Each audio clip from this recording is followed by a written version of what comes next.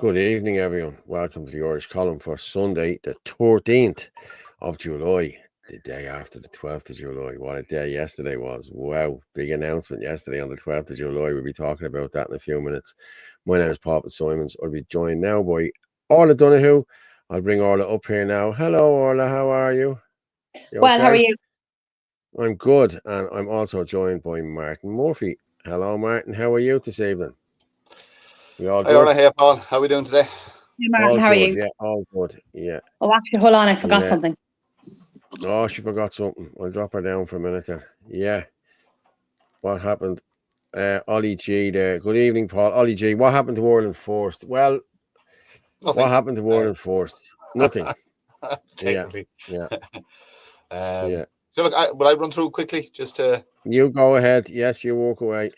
Okay, so quick rundown is existing members of Ireland First, who were Sarah Herity and Derek Bly, reached out to Anthony Casey to say that Derek wanted to step away from politics. He'd said it publicly, asked were we interested in coming on board and keeping the party alive. We did. All in good faith. Everything was fine. There was a vote, there was a handover, and that was it. Pretty much hunky dory. We've been working away as Ireland First ever since. About 2 weeks after that handover, Derek publicly announced that he was leaving politics, left the party.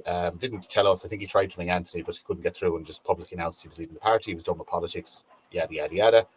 We were obviously a bit shocked, but we said fine. We just plow on about it. We were then informed that an objection had gone into the ELC, who basically the government body that basically kind of monitor and track and make sure everything's above board with registered electoral parties. And if you want to start a party, that's the organization that you have to go through. So that was fine. We found out that somebody put in an objection.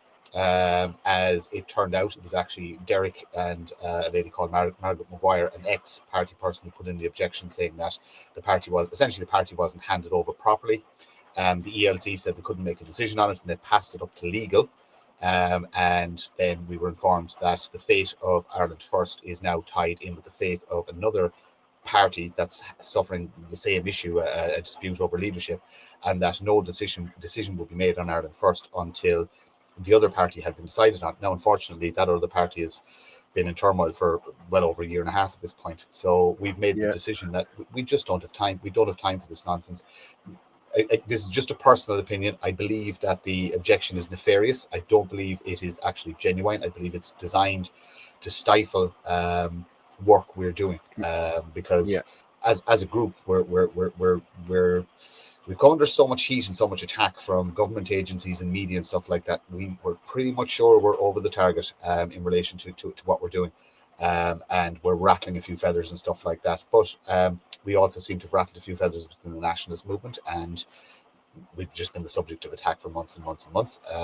The reason for taking on Ireland First was because we genuinely didn't want to start a new party. We don't want to flood the market with parties, and we just saw a great opportunity, good platform.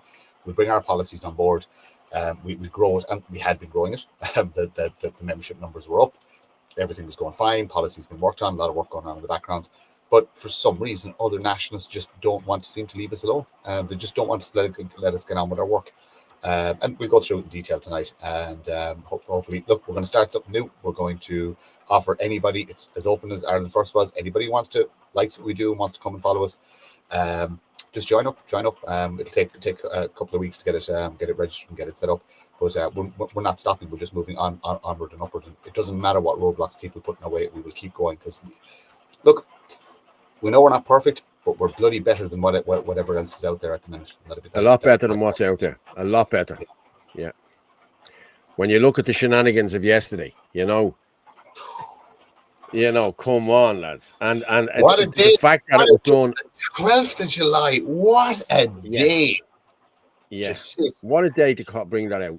Like, they turned around 2 weeks ago, and he gave out about Michelle Keane talking to loyalists and doing this and doing that.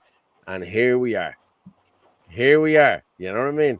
I don't know. Just when you go, but when you think of optics, and you think of decision making, and you think of you just avoid that date. Like, of all dates to make it, like you're given ammunition, and especially look, to have a guy from the UK sitting at the head of the table on the 12th, You know what I mean? With a person who had publicly announced, "I'm done with politics." He said, "I'm done with politics. I'm done with politics." Ray and Michael and I'd love to know if anybody could tell me who took the picture. I'd be really I'd love to know. At the table is. Jake McCready is just saying there. Well, Paul, I dodged the bullet being born on the 12th of July. Lol. Well, unfortunately, my young fella didn't. My young fella was 9 yesterday. Harry was 9 yesterday. So happy birthday, kid. There's actually somebody very close to me that has the birthday yesterday as well. But anyway, look, I don't know. I don't know. It's laughable at this point. Look, you know what, Paul? We made our decision. We're going on doing our own thing. We we have to do our own thing because, like, and I mean this with the greatest respect, right? And I really mean this with greatest respect because when I say this, people are going to know who I'm talking about. There's a lot of morons in the that think they're in the higher echelons of the nationalist movement.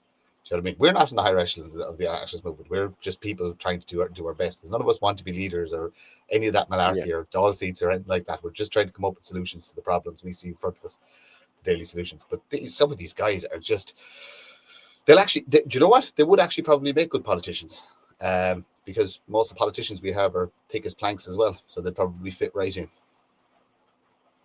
Yeah.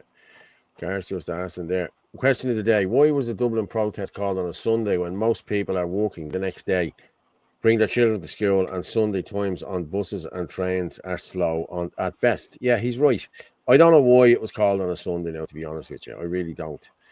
And there wasn't. Listen, you can butter this up, you can make this look good any way you want, but there was no way there was as much people as was there at the 26th of April. I don't care what anyone says. You know what I mean? 26th of April, we were like sardines. Last month, there was no way. If there was even half the people there that was there on the 26th, you'd be pushing it. I'm being honest with you. I would say to bring down the numbers, controlled opposition, not real opposition. Yeah. Well, as you know, I put out a thing here last Tuesday night that we'd call for direct action, that we'd shut down the airports and the bus terminals and the whole lot, everything we can in every county if we can't do that. But now what's going to happen is, because I'm going to talk out about Malachy and Derek Ploy and Michael Leahy and everyone else here tonight, we're not going to get the backing for that. So people, if you still want to do this, you need to get on board with this. Don't be listening to these people. These people are just bringing you on a merry dance here. They will have you marching around in circles and circles and circles for the next 4 years, hoping that one of them get elected. That's all this is about. This is about electoral politics for these people. This is not about saving the country. This is not about saving the country for these people. And I saw a few comments from Eric English and the whole lot about this. Eric was fully on board with all of these a couple of weeks ago, and now all of a sudden they're changing their tunes. You know what I mean? We're getting slagged off that we're, what would you say we were? Judeo-Christians and in bed with loyalists. Look, I'm just going to share this. Do you know what? Yeah, but that's only one sad basement dweller. You know what I mean? So like, yeah. I wouldn't. It's funny. I do laugh at it, and the reason I laugh at it is because again, this is going to sound terrible. It's just because I just look at the posts and just go, I'm so much better than you. You know, like, look at this. Yeah, I don't know. Come on, like Derek Ploy. Okay, what's Derek Ploy doing there? What is Derek Ploy doing there? Honestly, he's not politics. He's not affiliated. Yeah, he's not politically affiliated to anything. He's getting absolutely roasted in the Cork groups in relation to for doing this. He very devious man. I have to say. I haven't spoke to him a lot, but the one time I did speak to him, I asked him down Eddie Hobbs thing. I said, "Are you happy with what we're doing?" And he shook my hand and said, "Yeah, run with it. I'm done with politics. Go with it." And then a week later, 2 weeks later, it turns out he was lying to my face, and I don't accept that. I don't accept that. I won't tolerate that, and I won't work with a person who lies to me like that. You're honest. I'd rather somebody just comes up to me and says, "No, I hate what you're doing. I think you're useless. I think you're an idiot." I can respect that. Mightn't agree with it, but I can respect it. But people who go behind your back, he was very, very devious. But it would seem that there was a longer a plan in the works. I know Anthony. Hopefully, he'll be on later. I know Anthony was reached out to, and he covered it on Spaces a little bit last night in relation to that. But then Another person who's involved in this told me, he was telling Anthony, and I was listening, and I was questioning him. The guy really doesn't like me. And he started talking about tiers of nationalism. He was telling Anthony that he was only tier 2, and that the tier 1 guys were making the decisions. And that, and I started throwing out different names, and I was there like, what about Paddy Quillen? What about the National Party? And they're tier 3. That there's people up there who think the gatekeepers, I call it. They think they own nationalism, but to hear a grown adult man saying there's tiers and telling Anthony that you're only tier 2, it's the tier 1 guys that you have to answer to, and they make the decision. And the National Party are tier 3 with a tier city councillor. Tier 3, yeah. Where was Glenn? Where was the Irish Freedom Party sitting councillor? Why wasn't he in there at them talks? Apparently, is Glenn in or out? Is Glenn in or out? I don't know. It still says he's an independent councillor. It doesn't say he's IFP, like it says on his thing. But and then you have Malachy there. Malachy who threw out all the lies about Anthony and everything else, believed all the Herman lies. We reached out to Malachy. I reached out to Malachy, and he wouldn't speak to me. You know what I mean? I reached out to him before the 26th of April. I texted him. I said, I left him a voice message. I said, Malachy, we need to get this sorted. I said, we can't be going to this protest. I said, fighting. I said, you need to talk to Anthony. Nothing. Crickets. I then reached out to him before the last protest. And, after the last protest. There's a guy who does security for Malachy who was a guarded informant. I know he's a guarded informant because it was me who caught him, okay, back in the 90s. And he's working for Malachy. And I told Malachy this. And Malachy, I don't know who does be who and who does be what. Twice I told him. I also told Rob, his son, only a few weeks ago. Oh, sure, we don't know. And then your man appears up again as Malachy's bodyguard on the stage, everything else. And then I get attacked by Toby. You know, Toby, Real News Era or whatever. I get attacked by him. Niall. Oh, I heard your dad. I heard your car was shot in the garden. I'm just going to give you a quick insight as to what happened here. Okay. What happened here was I was coming home with the train. Train stopped between two stations. I saw a man getting off his motorbike, getting into a guarded car, getting out of the guarded car with a parcel, getting back on his bike and fucking off. Okay. I knew the copper whose car it was, the whole lot. John Murphy, he's locked up now at this moment in time for 600 grand hash. And he's locked up. He's doing 5 or 6 years now for that. I know this guy cuts John Murphy's grass still. I know this guy has worked for NAMA. I know this guy has set up armed robberies and backed out of them on the morning of the armed robbery, and the rest of the lads got nicked. Now, if that doesn't make you a guarded informant, I don't know what does here. Like, you know what I mean? And Malachy knows this. I told Malachy this, and also then he had Niall and Satanta turn on me then. I have screenshots there. I'm going to show them in a while. But turned around and said, was your car shot up, Paul, in the garden? I said, what's that got to do with you? I said, how would you even know that? And he says, obviously what's happened here is they sat down and they spoke about this. And he said, we'll turn this on Paul now. You know what I mean? But they're not turning it on me now. You know what I mean? I'm going to just see. Have I got... Hang on there. Did you see that? Was Michelle giving out about us?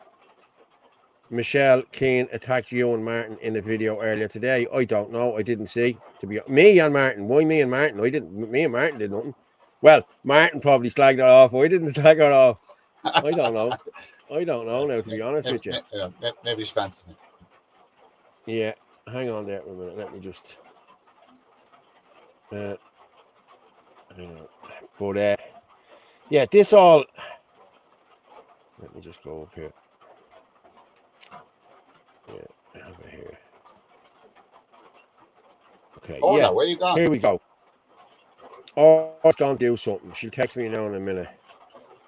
Here we go. Presenting. Who's coming in here? Anthony Casey is coming in here to the stage. Okay, I'll bring Anthony in there for a minute. How are you, buddy? Well, how are you doing? Can you hear me okay? I'm just going to talk about this Toby shit here now for a minute because I'm sick of this crap of the divide between us and everything else. Okay. So I'm just going to put this up here because I have screenshots here and I'm going to show the screenshots and I have a recording that I'm going to play as well because this divide has to stop. I'm being honest with you now. I'm going to move you along there. So he contacted me and he said to me, I heard you're coming to Dundalk. This was a couple of weeks ago. Do you remember when Shin and Adina were asked to come up and help out in Dundalk? Okay. And I text back, I am indeed. Why has somebody a problem with that?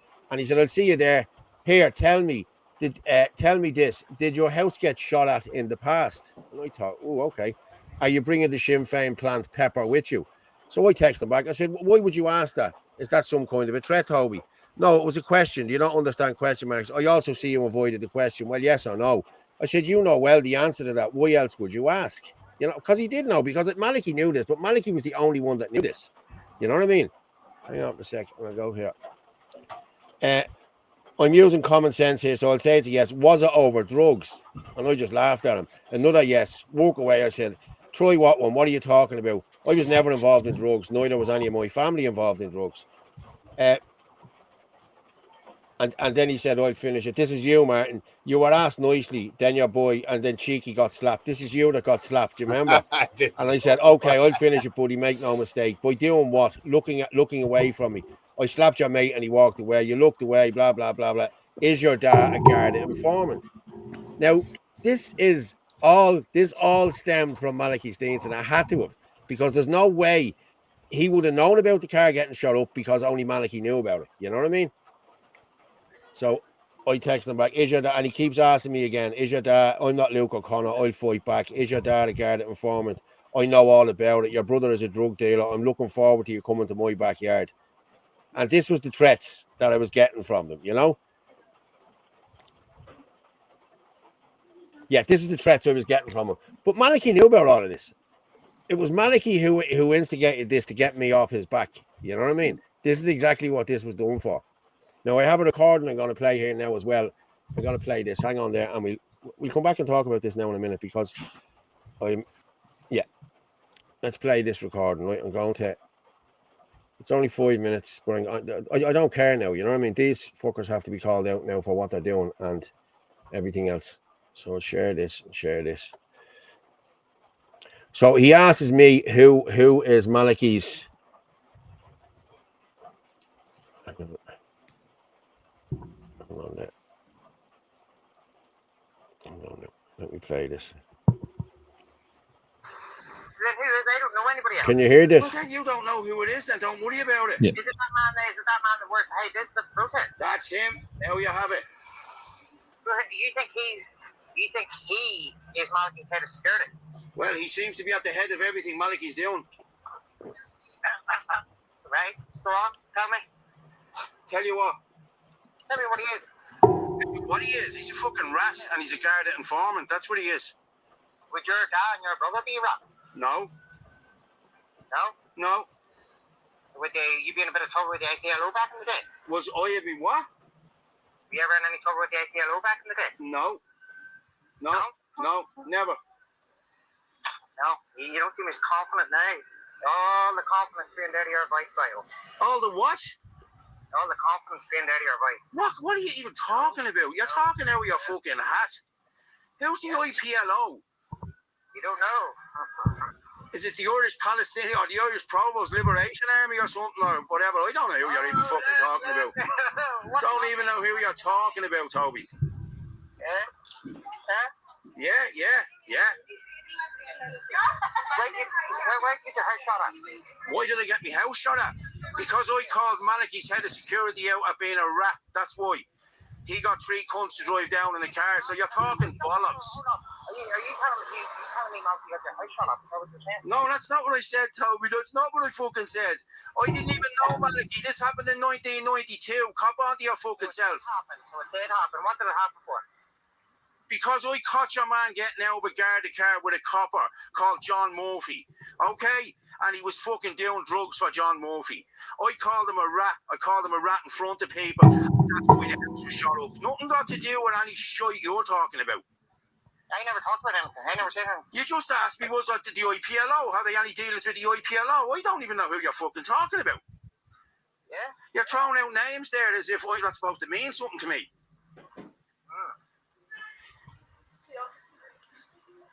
So are we finished here now? Are we finished, yeah?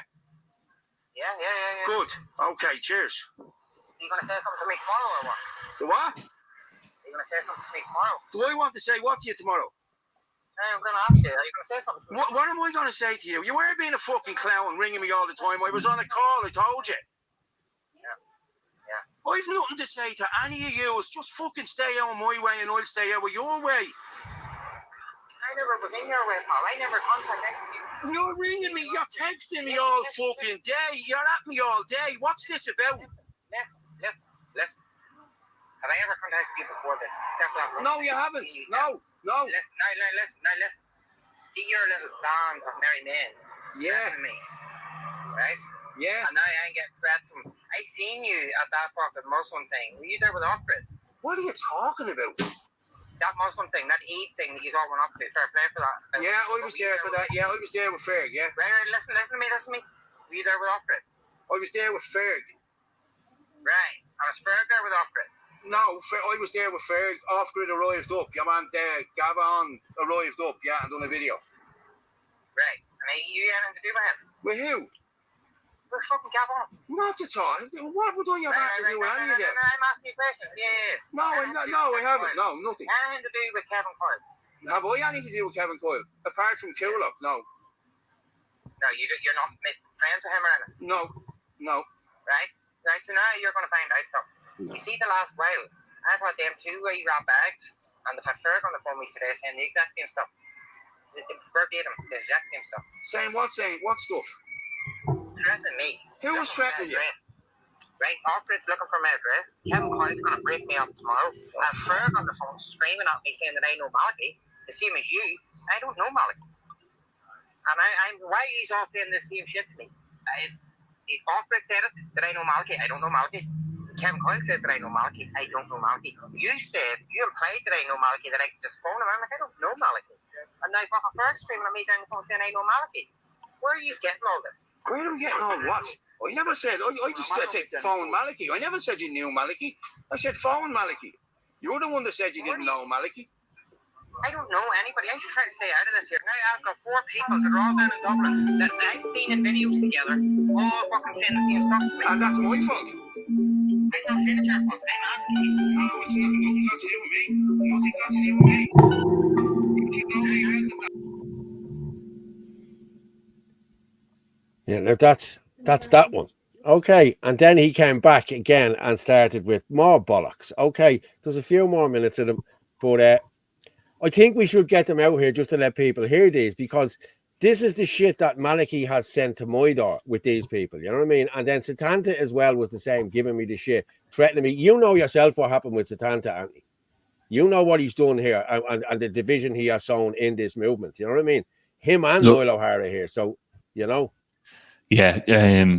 I know you have a few more bits. Just a couple of bits there as well. People saying Todd Anthony left. I know you should talk a little bit about Ireland First. Just listen to you there.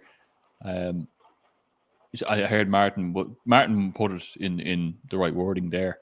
The Ireland First is dormant. It's tied up with ELC stuff, just like the National Party is. It's not going to be resolved anytime soon. It's not. We didn't walk away from a party that's going to be occupied by anybody else. It can't move. It's a stalemate. Just how the government wants it. So to sidestep all the nonsense and division within the movement, we did our own thing like we should have done the get-go. Now, we didn't waste time. We got ourselves together. We presented the same structure and all that we're doing. We're just going to have a different name, an unstained brand. So, just in regards to that, we're not walking away from it. It's not another party. Ireland First is dead. That's the way it is. It's not able to do anything. It's stuck with exactly what Herman Kelly. But we need to be very clear on who killed it. It wasn't us. We did everything in good faith, and it was all the people in that picture. It's all the people in that picture who killed it. They were asked as well. To withdraw their objections, and they did. So, like I said, the party's still there. Look, do you know what? There's not nice people in the world. You have to work around it. There's no point in dwelling on it too fast. The one thing, in fairness, that we've done is, do you know what? To be honest with you, it's kind of what happened in IFP as well, right? We are hard workers. We plow ahead and we just keep going, come up with ideas, this, that, and the other. And that's what fucking rattled the other fella. That's what started him on the case, because we were having conversations outside of we'd say his remit, so to speak, and we were having independent thought, and we were reaching out, we were networking with people, and we were trying to build something. We were trying to make IFP bigger at the time. We were being very successful at it, and that's it. Just this professional jealousy, this narcissism, this pettiness. It's just, I don't understand it. And then we have to address something else. Look, there's another issue, and I'm going to keep harping on about this. And I might be speaking. There's a huge drugs problem in Nationalist, and we might just call a spade, right? There's a huge drug problem. I've talked about this before. My thing is, if it grows in the ground, it's meant to have it, but nobody should be profiteering from it, and criminals shouldn't be profiteering from it. There's a huge cocaine problem in Ireland at the minute, and I truly believe that a lot of the players in the Nationalist movement are compromised. I truly believe that.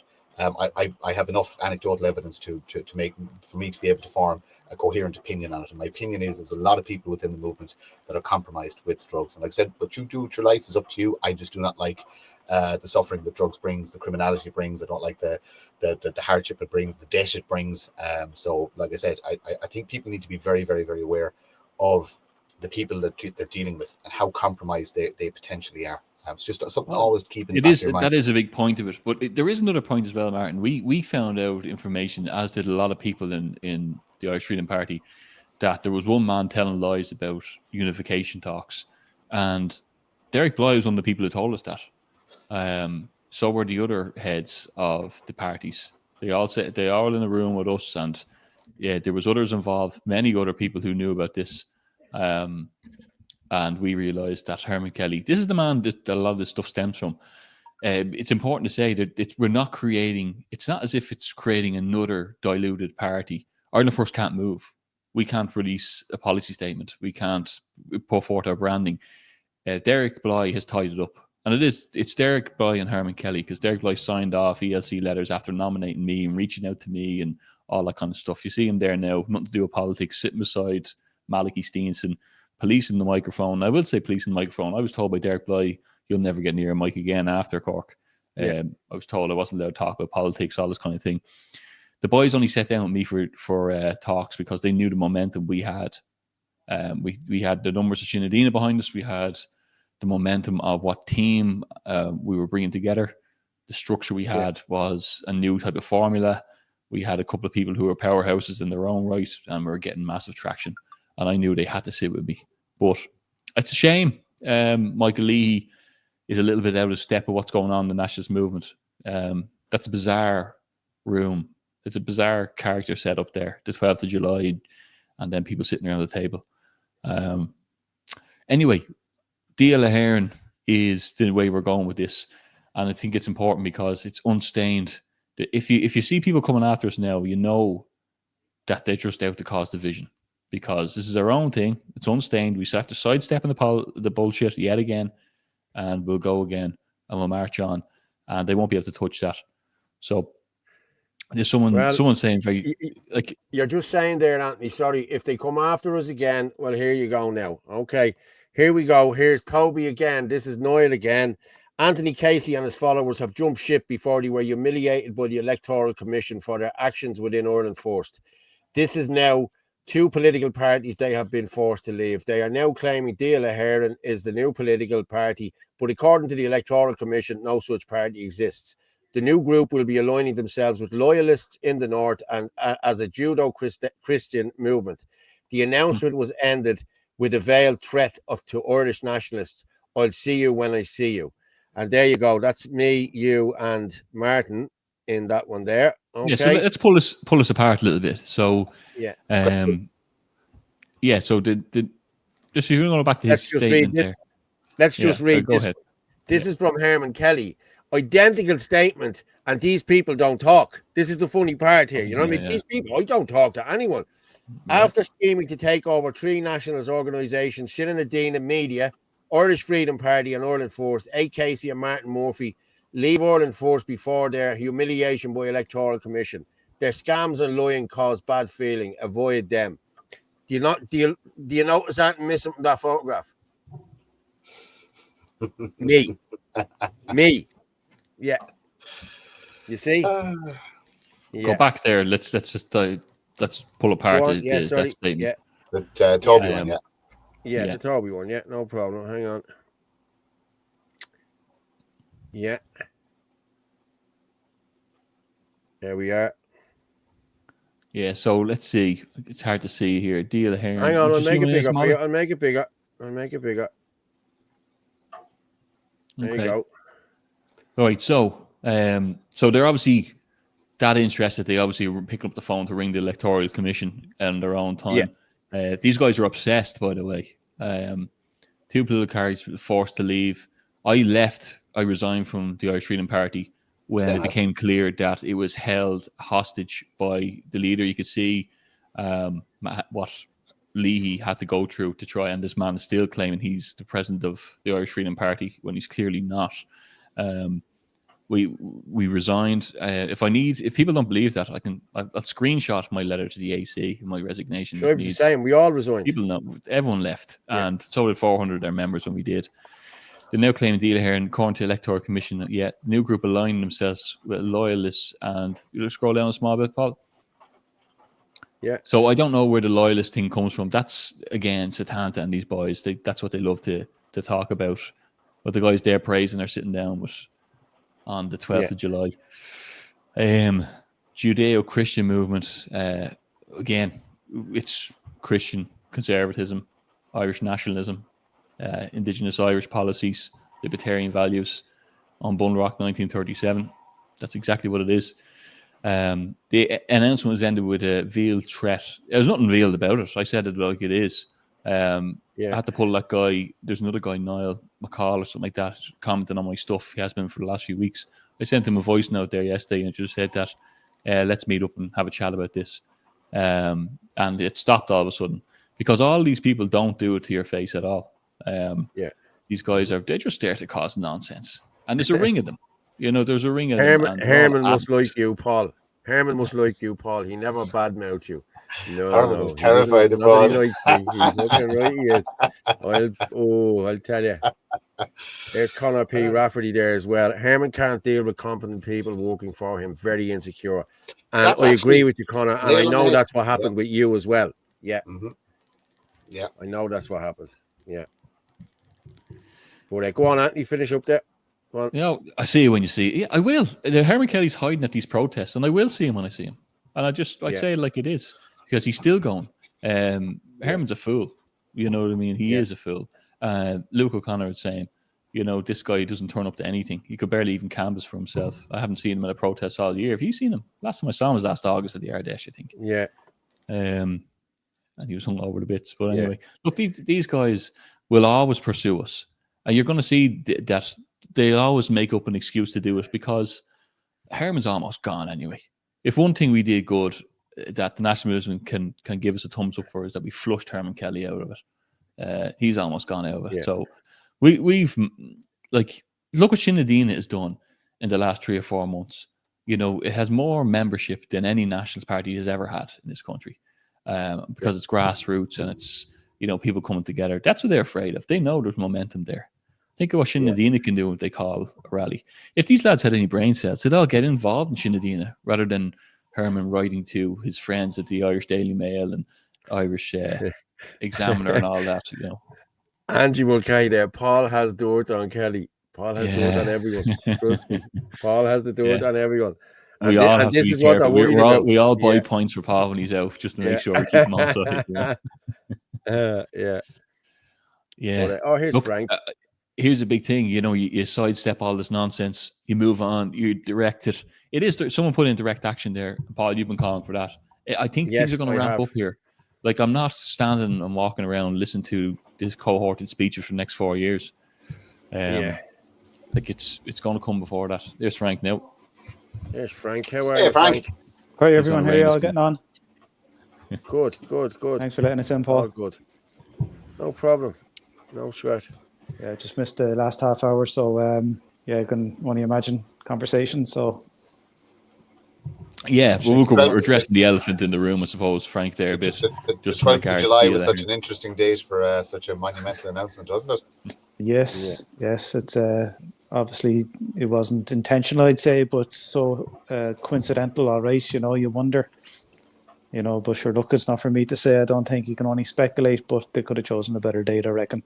The hypocritical nonsense that went on prior to that, whatever you can say about the interactions that Michelle Keane had, I stayed out of it, to be honest. I don't know the history up there as some people could pretend they would know, especially the the interactions that happened up there over the last 40 years, 30 years, and still ongoing, and for hundreds of years.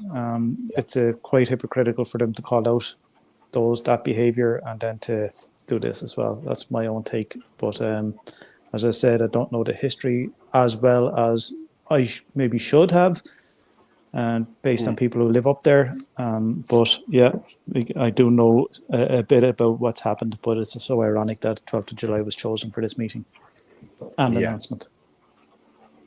Crazy. I'm telling you, yeah. Interesting to see a character that we thought was done with politics as well. Not that we want to get into the slogan, but you know, we put a lot of time and effort into what we have been doing for the last 5 or 6 months. But I had to put that up there because I had to put that up there. You know what I mean? It's funny. Yeah, I seen it myself. It is funny. Yeah. And you know what? Listen, he actually shoots everybody. You can't fault the guy. He gets everybody. Yeah. Me, Yeah. I mean everybody. Like nobody is pure enough for him at all. But it's amusing stuff. Complete waste of time, but it is mildly amusing. Oh yeah, he must have some serious time in his hands. But yeah, that is quite funny. Some of the stuff is quite funny. But yeah, like I think it's the only move. It's the only move we were left with, but it's also the right move that we wanted to do from the get-go. That's the truth. We can't. People, you know, listen. It's been 95% positive. You're always going to get the cohort who say, "Oh, you're doing this, that, and the other." But we couldn't move forward with Ireland first. That's how Herman and Derek played it. Yes, we were there, definitely. and then they both, you know, were backing each other up all of a sudden, and then all of a sudden these things were signed off. Herman was posting them on X. Derek was backing it and signed it to the ELC. I was kind of on the phone saying, "What's the story, Derek? Why would you nominate me and invite me into this party just to be going around doing this kind of shite?" Oh, look, you know. So I said, "Well, do you want to sit down? I'll drive anywhere in the country." And I said this 5 or 6 times, and I'll sit down with anyone who will pace it. But they didn't want resolve. And then when I realized they didn't want resolve, there was a bigger thing going on. But look, you know, a lot of them Ireland First members are now DL Ahern members, you know. Yeah, but do you know what he said, Anthony? Right, and this is what gets me. And I'll never forget it, because I remember where I was. It was at a Says No protest when I rang him to see what the hell was going on. He said, "I have a duty to my members. I have a duty to my members."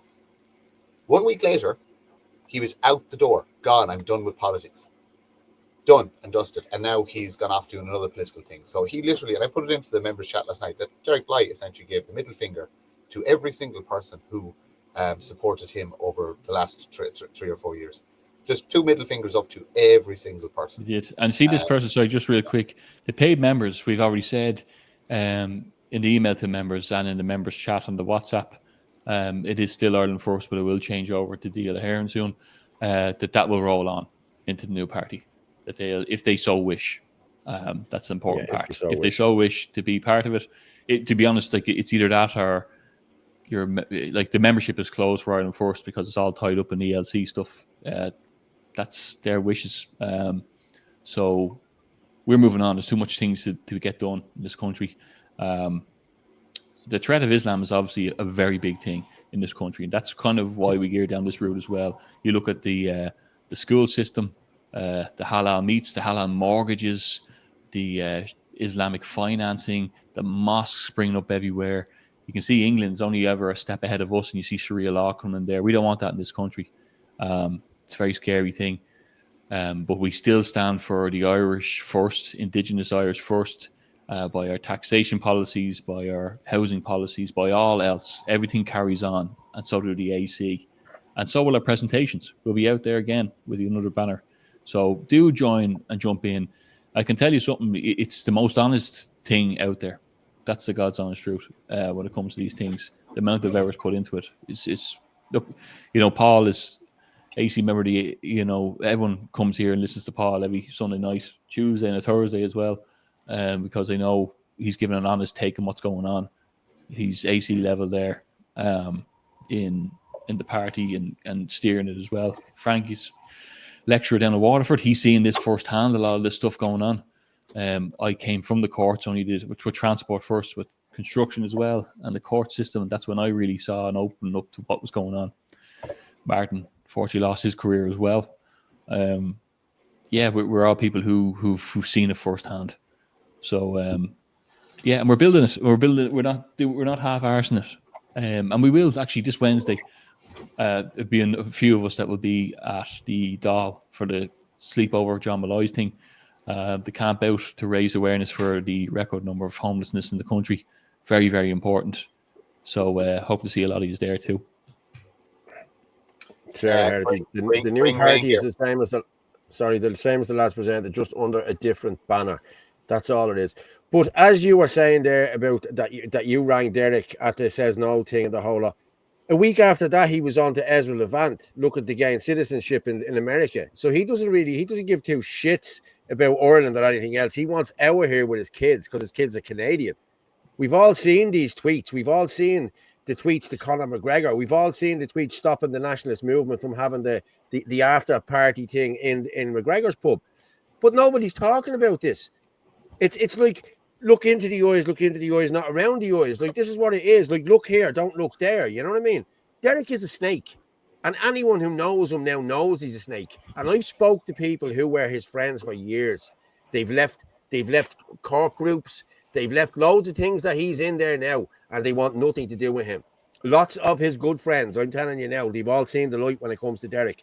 Herman Kelly's the same. People have seen the light with Herman Kelly. But it just goes to show you how every one of them in that room were all in cahoots with getting rid of the opposition here.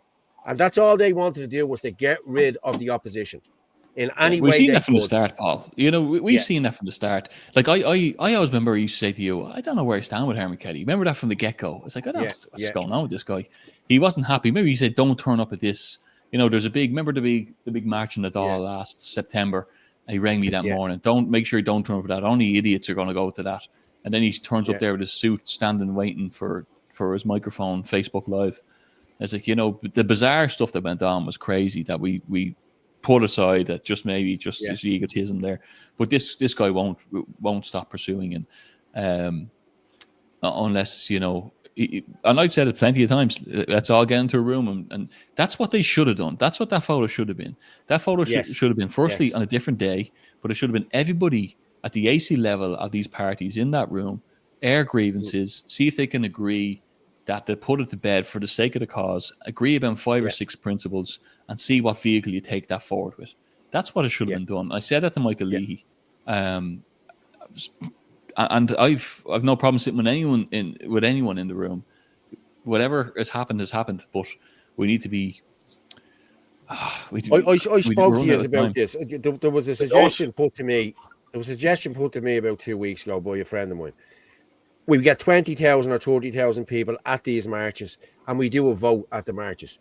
Who you would like to be in charge of, who you'd like to be the chairman, the president, or whatever of a new party or whatever. And that's where we go from there. Because I know for a fact, people come to talk to see Gavin Pepper. People come to see Anthony Casey. People come to listen to Malachy Steenson. They come to listen to Herman Kelly. They come to listen to lots of different people. They don't just come to listen to one person. And you've seen that at the last protest. As soon as Gavin Pepper finished talking, that place emptied. There was nobody there for Malachy's speech. That's why they didn't pan out to show you everyone again. Because once Gavin spoke, that was it. Maggie Diamond spoke, Stephen Sutton sang, Gavin Pepper spoke, and he kept Gavin until nearly last because they knew well that the crowd had dissolved. And the crowd did dissolve. Sure, I went after Gavin's. I didn't hang around for any other speeches. I thought, what's the point? It's the same shite over and over again. At least Gavin speaks from the heart. He's passionate. He knows what he's talking about, and he knows how to get shit done. He's the only man out there. He's calling out every one of them. Every politician he's calling out. Mel Sutcliffe. Mel Sutcliffe is running the show down there in East Wall. Malachy's not calling out Mel Sutcliffe. Why is that? That's Malachy's constituency. You know what I mean? There's nothing being done in East Wall constituency. Why is that? You know what I mean? Oh, just I'm the councillor there, so who cares? You know what I mean? And yet Gavin calls out stuff in East Wall. Gavin calls out stuff in Sandyford. Gavin calls out stuff all around the country.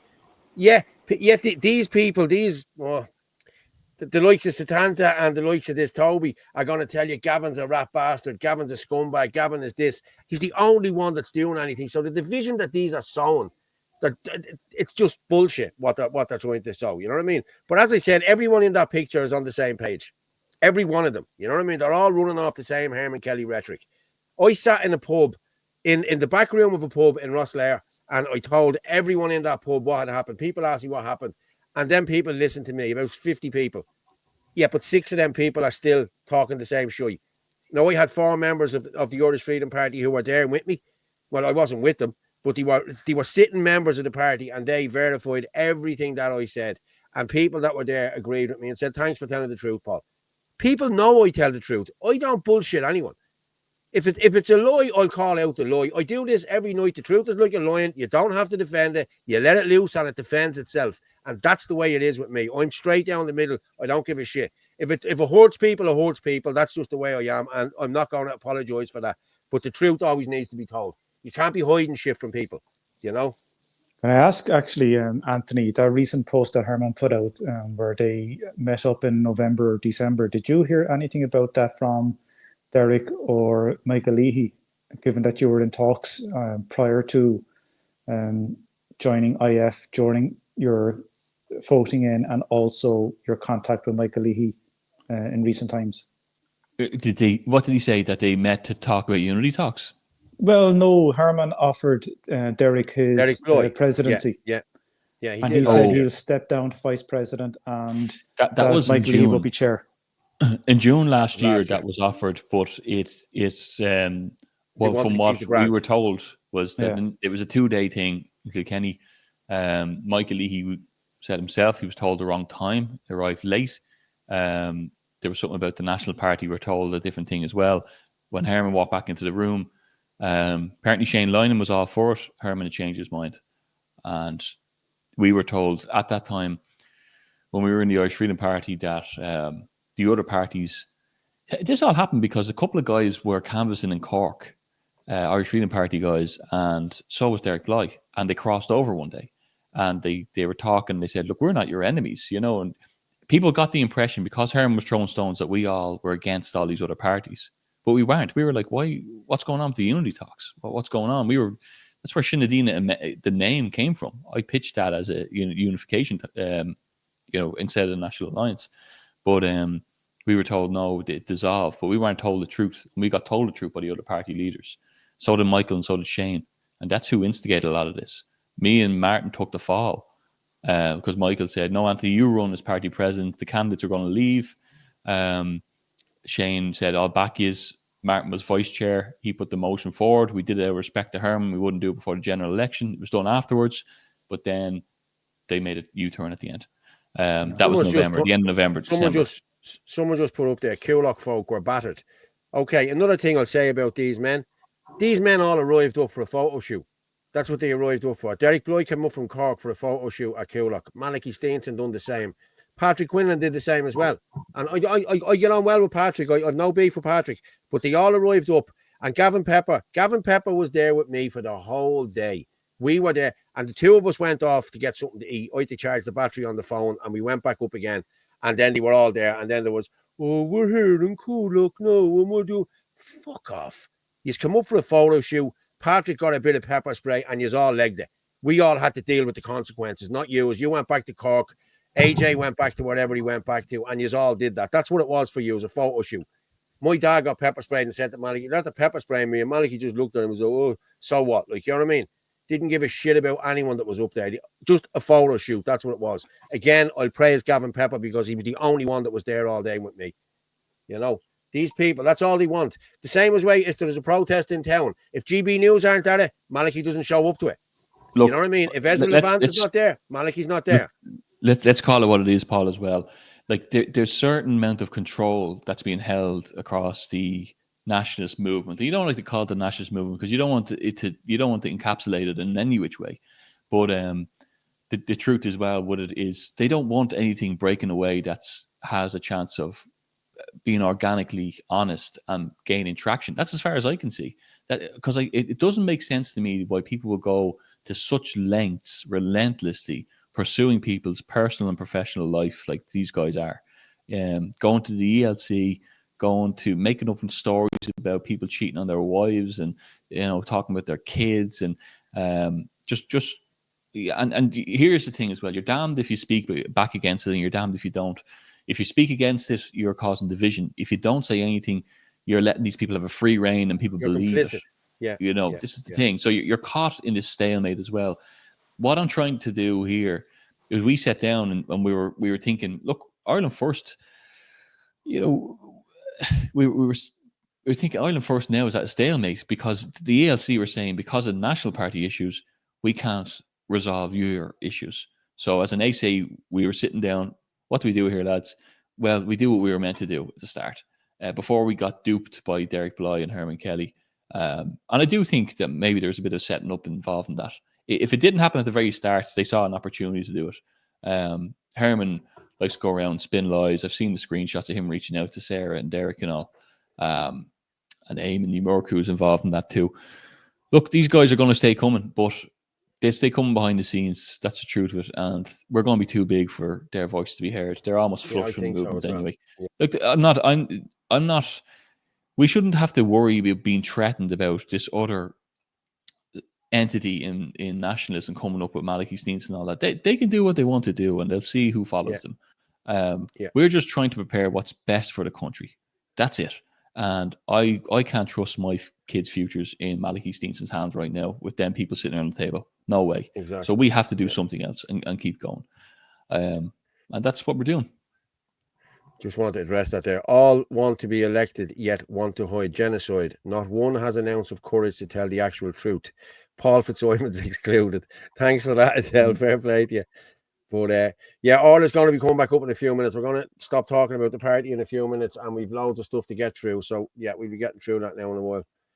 But I do agree with you, Gavin Pepper. Gavin Pepper is a powerful person across this movement. He's been on the ground since the early days.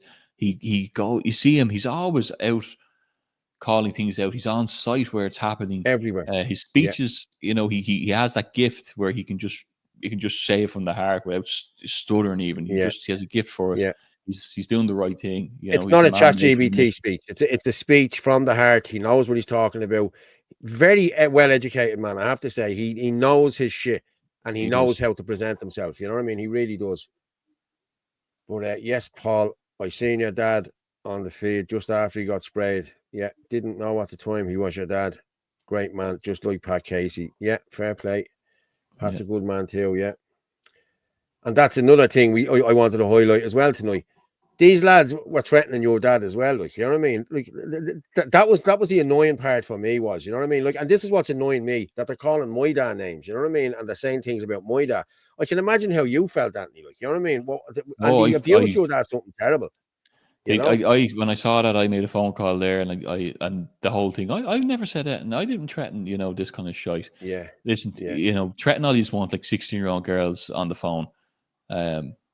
Come and see. Anyway, look, I won't. When people say something about your family, fair enough. Yeah, that's anyway, it. Yeah. You know the crack. Yeah, I do. Don't forget HK doxed Martin's me as well. You cut it there. Yeah. Don't forget Herman Kelly doxed me as well. The link to the Unity Control is Herman Kelly. Yeah. Why haven't they announced the leadership structure? Because they want no opposition parties before HK Malachy are announced as the top dogs. That could be it. Yeah. Could be it. Sorry, what was that there, Anthony? What? Sorry, go on. I tried to start now. Everybody's anyone riled up. Says anything about Pat Casey and I'm dealing with them. Oh, God, they're all riled up now, Hail around. Everyone's riled up now. Yeah, I wouldn't like to have to deal with her now. Nationalism is not patriotism. Nationalism is the motion of supremacy of a nation above others. Patriotism is just one love for one's country. Yes, I'm a patriot. I was told that. Toby told me, I'm not a nationalist. I'm not a patriot. I'm a nationalist. Well, I'm a patriot. I love my country and I love my kids and I want to get this country back on track. That's all I want to do. I'm not asking for much, you know what I mean? And lads, if you can get out on the 30th, help us to stop the country, please, because I know we're not going to get any help from the four snakes that's in that picture. And they seem to control an awful lot of the people who come out and go to these rallies. So I'm pleading with you now, please come out and help us on the 30th. I'll see, can I find that there now? I'll throw it up. Did you send it to me, Anthony? Share this later. Hang on. That was Mick the Gator I sent to you. Yeah, I have it there. I'll play it in a minute. Yeah, no worries. There's also Galway says no. Protest coming up in 3 weeks' time. Yes, 3 weeks. And there's a Waterford one as well. And also, Michelle Corner. don't Suzanne Delaney and Stephen Kerr have... That's on the 24th of August. That's Is the Era same Misha? day as Cork. Michelle. Is there still Michelle. tickets Michelle. available for that? Is there still tickets for Yes, you Michelle? can pay down there as well. I'll be going. I'm going to that. What day My is flag that? is on the That's mast. Saturday. Saturday. Still 24th. early bird tickets available, €40. They'll be snapped up. 170 tickets sold already, or €40 early bird, and then there'll be €50. And there's What plenty of music, What day is that? talks Did you say? 24th of August. up in 23rd, Mayo. isn't it? Yeah, yeah. Yeah. Okay. Of August. Hang on Is there. it? I'll get it to you now. Yeah. When is Aaron the Nationals thing? 24th. He changed his from the 24th to the brilliant. 24th. And he came out and he said, "Oh, I didn't realise that there was one called for Cork. There wasn't one called for Cork, Aaron. Yeah, Cork is You later. called your one first. You called your one first, and they done the John Malloy on you the same as way they did on John Malloy." Okay, so Now I'll be at the 24th, and Shinadina are actually marshalling it there as well. Yeah. In Dublin. Try and do both. Yeah, and I'm trying to do the 23rd. 23rd and 24th. Definitely. Well, I'm going down. I'm going down to the one in. Hey, do you know what? The music one. Suzanne and Stephen that's deserve there, the support because the work they do. They do. They really do fantastic work, and they bloody need the support. And do you know what? They've earned it and deserve it. And That, their posts have, as yeah. well, like they put so much into the posts, Suzanne. Just like it's unbelievable the content she puts out there, on her Twitter or her X posts and Facebook. Yeah, Two of them are great. No one. I can't see why anyone would have issue with either of them. Obviously, there's a lot of nonsense going around, but two of them do great work.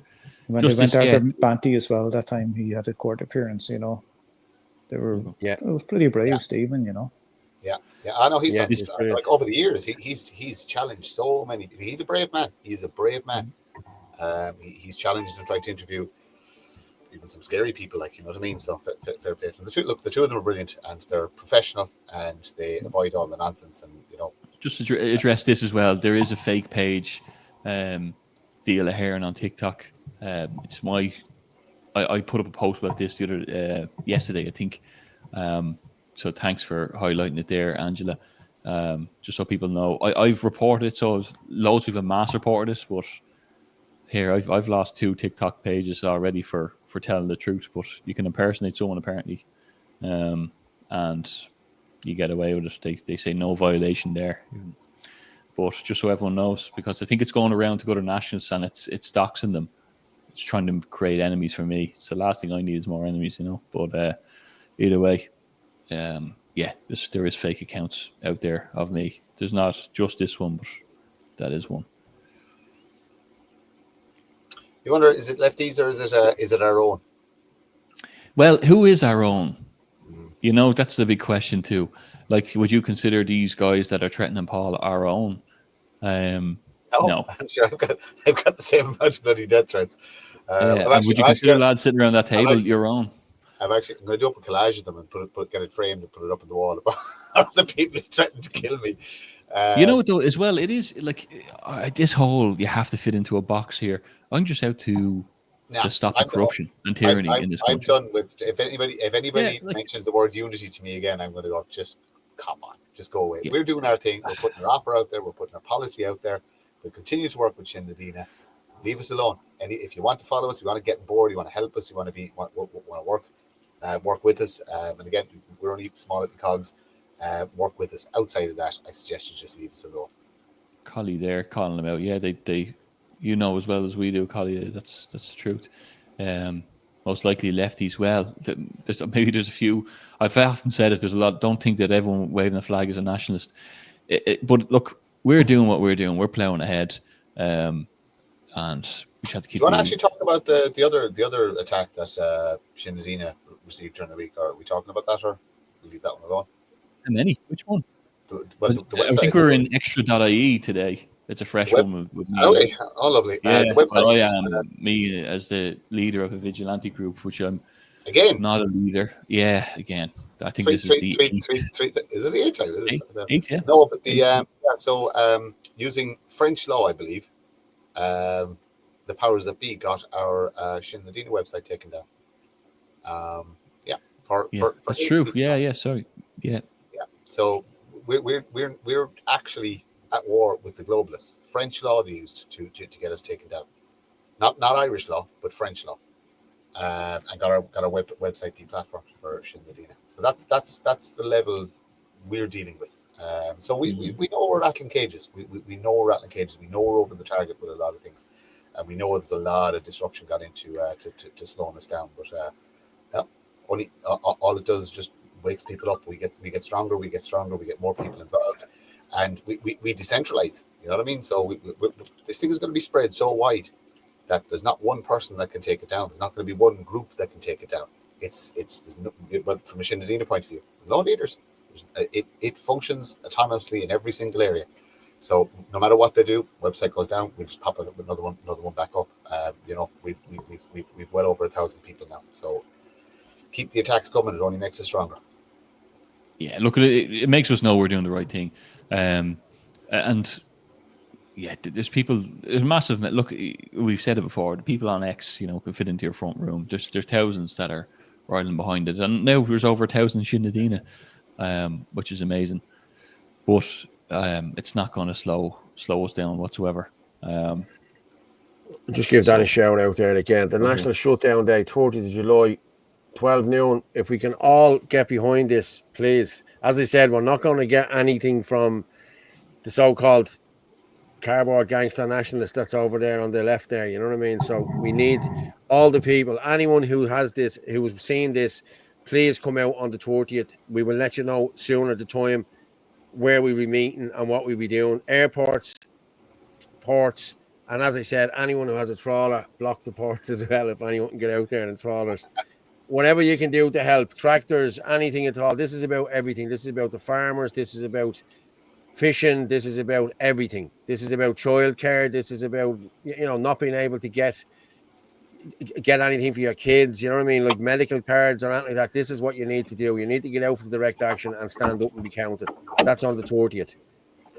Okay, if you can do that. And then I want to put this one out here. This is for John Malloy's thing on the National Call to the Dáil, July 16 and 17. Walking from the GPO to Leinster House, 12 noon. 2 days, 1 night. Bring a tent. Have you had enough yet? Join hands to defend the future by honouring your past. Start the GPO 16th and walk to Leinster House and stay. Okay, so please, people, if you can help us out with that as well, please do.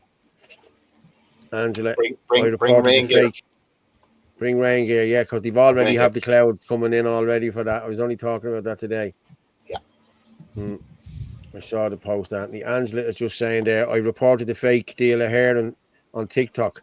Have the screenshot of the report. They said they didn't find an issue, but there is an issue. It's fake. Yes, exactly. Right, guys, I'm going to bring in Orla Donohoe, and we'll move on with some of the show here because we need to talk about videos here. I'm going to drop out for a bit, okay, and I might join you. Okay, well, stay around there, Frank. We'll bring you back in, all right? Cheers, mate. Okay, I'm going to bring in Orla. Everyone is asking for you, Orla. Where is Orla? Where is Orla? Sorry, guys. I had to take a phone call and just went on longer. But anyway, you guys were all chatting away, so I said I'd leave you to it. I'm going to just play this Ryan Casey interview. Okay. Yes. Did you send that over to me? Okay, it's 5 minutes long. So we play that there now and we'll move on and we talk about the party towards the end again. Okay, is that all right, Anthony, with you? Yeah, I might jump off before the end, but I'm stay a while. I'll stay a little bit longer here. Yeah, no problem. Let's just go with this Ryan Casey thing and we'll come back and talk about that. Aspect of your statement has been taken by others or censored for so long that I feel I should read it to you and ask you what if you want, what were your intentions behind it, or what do you mean from it, if that's okay with you. It's only part of your, as I say, but you said it just sickens me to the core that someone can come to this country, be fully supported in terms of social housing, social welfare and free medical care for over 10 years, never hold down a legitimate job and never once contribute to society in any way, shape or form, and can commit such a horrendous, evil act of incomprehensible violence on such a beautiful, loving and talented person who in fact worked for the state, educating the next generation and represented everything that is good about Irish society. I feel this country is no longer the country that Aisling and I grew up in and has officially lost its innocence when a crime of this magnitude can be perpetrated in broad daylight. This country needs to wake up. This time things have got to change. We have to once and for all start pushing the safety of not only Irish people, but everybody in this country who works hard, pays taxes, raises families, and overall contributes to society first. I could go on. Do you want me to go on, or do you, whatever you feel like? Yeah, you have to. Yeah, well, yeah. That's an aspect of it. Yeah. What did you mean when you said this is no longer the country that Ashley and I grew up in, for example, or what was the sentiment behind you saying those words? It's a genuine feeling, I suppose, and it's a genuine realisation. And I think that's what I said in my statement, when something of this magnitude could be perpetrated in broad daylight, just a random act of senseless taking of an innocent life, and the gravity of it also. And yeah, it just doesn't feel like it anymore. And the aftermath, and I feel ever since everything happened in January 2022, things have just gotten so much worse. And it's not what I feel. I know it has. And I've looked into it, and it's not. It was a feeling initially, but when you look into it and dig into it, it's a realisation. So there will be people that will say sentiments of what you said there were far right, and then there are people who may be considered far right who took your statement and put it out on social media and said effectively, like, look, he's one of us, he's speaking what we're saying, and they use that to drive their own agenda. So in one sense you had people who said we can't report this because it's a rally call to the far right and people who are anti-immigrant, and then you had people who were maybe quite far right, and I don't know if they share your sentiment, who literally did take it and exaggerate it and completely misinterpret it. Yeah. What was that like to see, it either cherry-picked or censored by, depending on whoever wanted to use it? Yeah, well, to be honest, and it is what it is, and I have no problem staying right here, right now. I stand over that statement even now today, more so than ever before. Okay. Like ever before, I really do. And I don't think that I said there, what you just read out, when I read out back in November 2023, I don't think there's a word of that is incitement to hatred or appealing to any of this far right stuff that is, everyone likes to call everyone nowadays that has an opposing opinion or any concerns about safety of the country and all this sort of stuff. This is what's going on in the media. This is what frustrates me, and having to sit through that for the last 3.5 years and not being able to even say anything or comment or give my 2 cents into what I actually meant, and having both sides run runaway trains, what they think I meant and what this side think I meant. It's just, media needs to stop tarnishing people and labelling people with this far right rhetoric and far right this, far right that. There are people that have legitimate concerns, and they're great people. They're not far right people at all. What is far right like? This is asking the door. None of them can define what far right is. I need the people that were labeling people far right. This is what's going on, and it needs to stop. We need to stop labeling concerned citizens of this state who are working hard and contributing to society, but they don't get a say. I don't think that's controversial at all. And going back then to my statement, it meant and why I stand by it more so than ever before is, I think it's a legitimate question, and I think at the time it was a question on the mind of many people, and even now more so than ever. It's a very basic question. Why was someone here who's not native to the country? I have no problem saying that. He was here for 10 years. I'm sure he got every opportunity to work and contribute and give back to society, and he just chose not to. And he was just allowed to reside here, I suppose, off the state for as long as he did. I don't know how. But, and then from what I was getting at, this is how he repaid us as a country, to take one of our exemplary people that is quite the opposite of what he was. That's what I was getting. Well, I wanted to, I don't know if it's there, I think it is, but part of your statement literally said that Ashing was a school teacher, literally worked for the state. Educating the next generation. Polar opposite of Joseph Puska. Yeah. And I took that to mean, well, exactly that. That's what you were saying. Here's somebody who came here in 2013, never contributed to society, didn't learn how to speak English, scrounged off the state. And then you have someone who is the exact polar opposite, had everything to contribute to society, and her life was just cut short by this monster. That's what you were saying, effectively. Effectively, yes.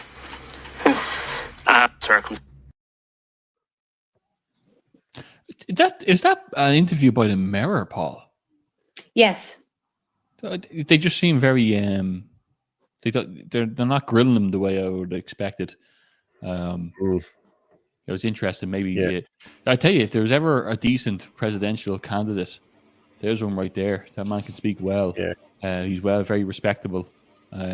Yeah. I think he I'd say he'd do very well. People know And who what he you is. see, and what you see is what you get. As I said, I met Ryan last weekend at the event, and like he's absolutely amazing. He really is. And You said that about me as well. you Though, don't know, he forget. just talks like. Sorry, Anthony.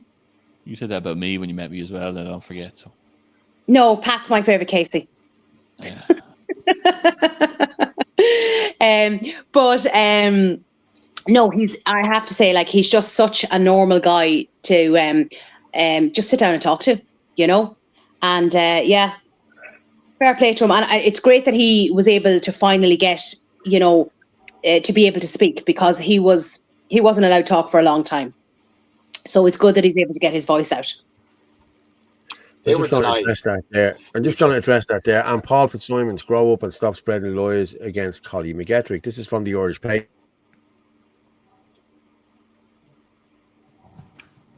Collie getting Whatever happened there. What I was going to You know? say in relation to that video there was, sorry, Paul, you froze there, so I just finished my point. Is that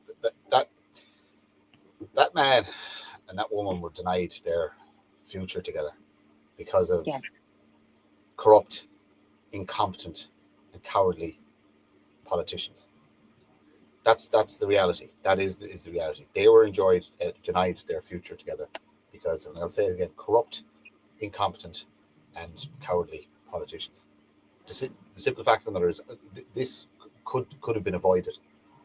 All of the rapes, murders, and assaults can be avoided. We have our own problems. We have our own societal problems that we as a society haven't even figured out how to tackle properly. Yet now we're bringing in millions and millions of other problems. We need to turn our focus on these people. The current sitting government, their lackeys, their advisors, the senior civil servants should not be able to walk the streets without having rotten fruit at minimum thrown at them. We need to start making these people's lives uncomfortable. And we are at that stage now. We are at the stage where these people, they live in gated communities. They live in big houses with security. They're given, what was it, €5,000 extra for security for themselves. You know, so. Well, I made this point last night, Martin, as well. And myself and my dad, Pat, were having a point, and I said to him, you know, everyone is, you know, when that Carlo incident happened, everyone was at the edge of their seat. If you know that they're one victim away of being an all-out riot again, like happened in Dublin. That's where we are. Everyone is on edge in this country, and the truth is, it's a scary time. And if it does happen again, or when it happens again, I'm afraid to say, we'll all be like, with that person, it didn't need to happen to that person. We should have acted sooner. This is why I'm glad that there's so much talk about direct action now. There's much more intensity. People aren't going to wait for the next 4 years. You can build something for 4 years and the right thing, but that's why it's important to have the boots on the ground as well, and to be showing up and it to be purposeful. I remember being at the last rally in Dublin, and I was right up the front, and people were heckling and shouting from the crowd, I'm sick of this walking around in circles. We need to do something. And that was, you know, that was a general consensus around the place. And I'm not putting down anyone that was there or contributed or was part of it. But people are angry now, and they've enough is enough. Then protests will start to dwindle off, and people will go back to their normal life, and they'll stop listening in, because it's exhausting and tiring and stressful, and everyone's feeling it. But we need direct action. I'm looking forward to Wednesday. I think it's a powerful statement. The optics are great. There's no way there should be record 16,000 homeless, 6,000 of them being kids. If everybody's following what's happening in Spain at the minute, where there's migrant gangs running around with machetes, this is proof that what we're talking about is real. The cops have abandoned basically the people. The government have abandoned the people. They've actually there's no police. We actually have a video there. I'll just play this video Paul, then. And Paul, I have actually sent you a couple of videos in relation to things going on in Europe. There's a couple of them in relation to Spain, and there's a couple in there just to show what's going on. I have more to you here. I'm going to play it now. Just join your local Sinn Féin group as quick as possible. Get mobilised. Join your local Sinn Féin group. You're not going to be saved by the state when this kicks off here, and it will kick here. Join your local Sinn Féin group. Get your community organised. Get your plan organised. Get your protection organised. it's the only way forward. Yeah, I agree. And if you're wondering how to do that, because people always ask, go onto Facebook, look at the bio. It has the WhatsApp community. You'll be in the announcements, and then apply for your county or whatever STEM group you want to be part of. And that's it. You'll be talking to an admin then from there. So it's extremely important, and you don't have to pick what political party to follow. All you have to do is know that your community is not safe anymore, and you want to walk around and highlight it with the people that are local to you. It's bringing back community stuff, and there's going to be a lot more it's going to be doing soon too. Fergus was saying that stop calling them incompetent. These bastards know exactly what they're doing, but they're whoremasters in Europe. Make no mistake, this is managed decline, and every bit of it is orchestrated. I agree. 100%. Yeah, I do. Yeah. 100%. Yeah. Yeah, we need to exit the EU and remove these traitors. Yes, we do. Yeah. Important as well, like the likes of. It's great that Ryan is speaking up. It's horrible. You know what? I'm going to say something here. I was 2 years in the court office. Almost half of that was spent on leave because of my interview with Dr. Vincent Carroll in 2022. So I was fighting that, and then I went on sick leave with stress, and then I went on career break because I didn't want to work there anymore after seeing what it's all about. But I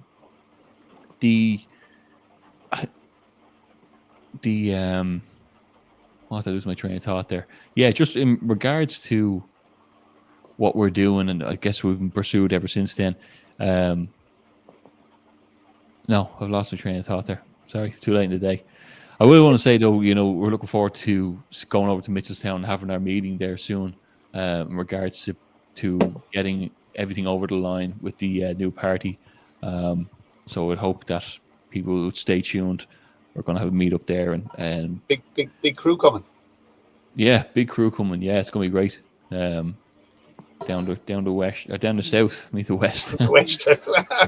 yeah. I'm just wondering, like, we're supposed to be playing videos, and Paul Fitzsimons has the attention span of a gnat and has disappeared off.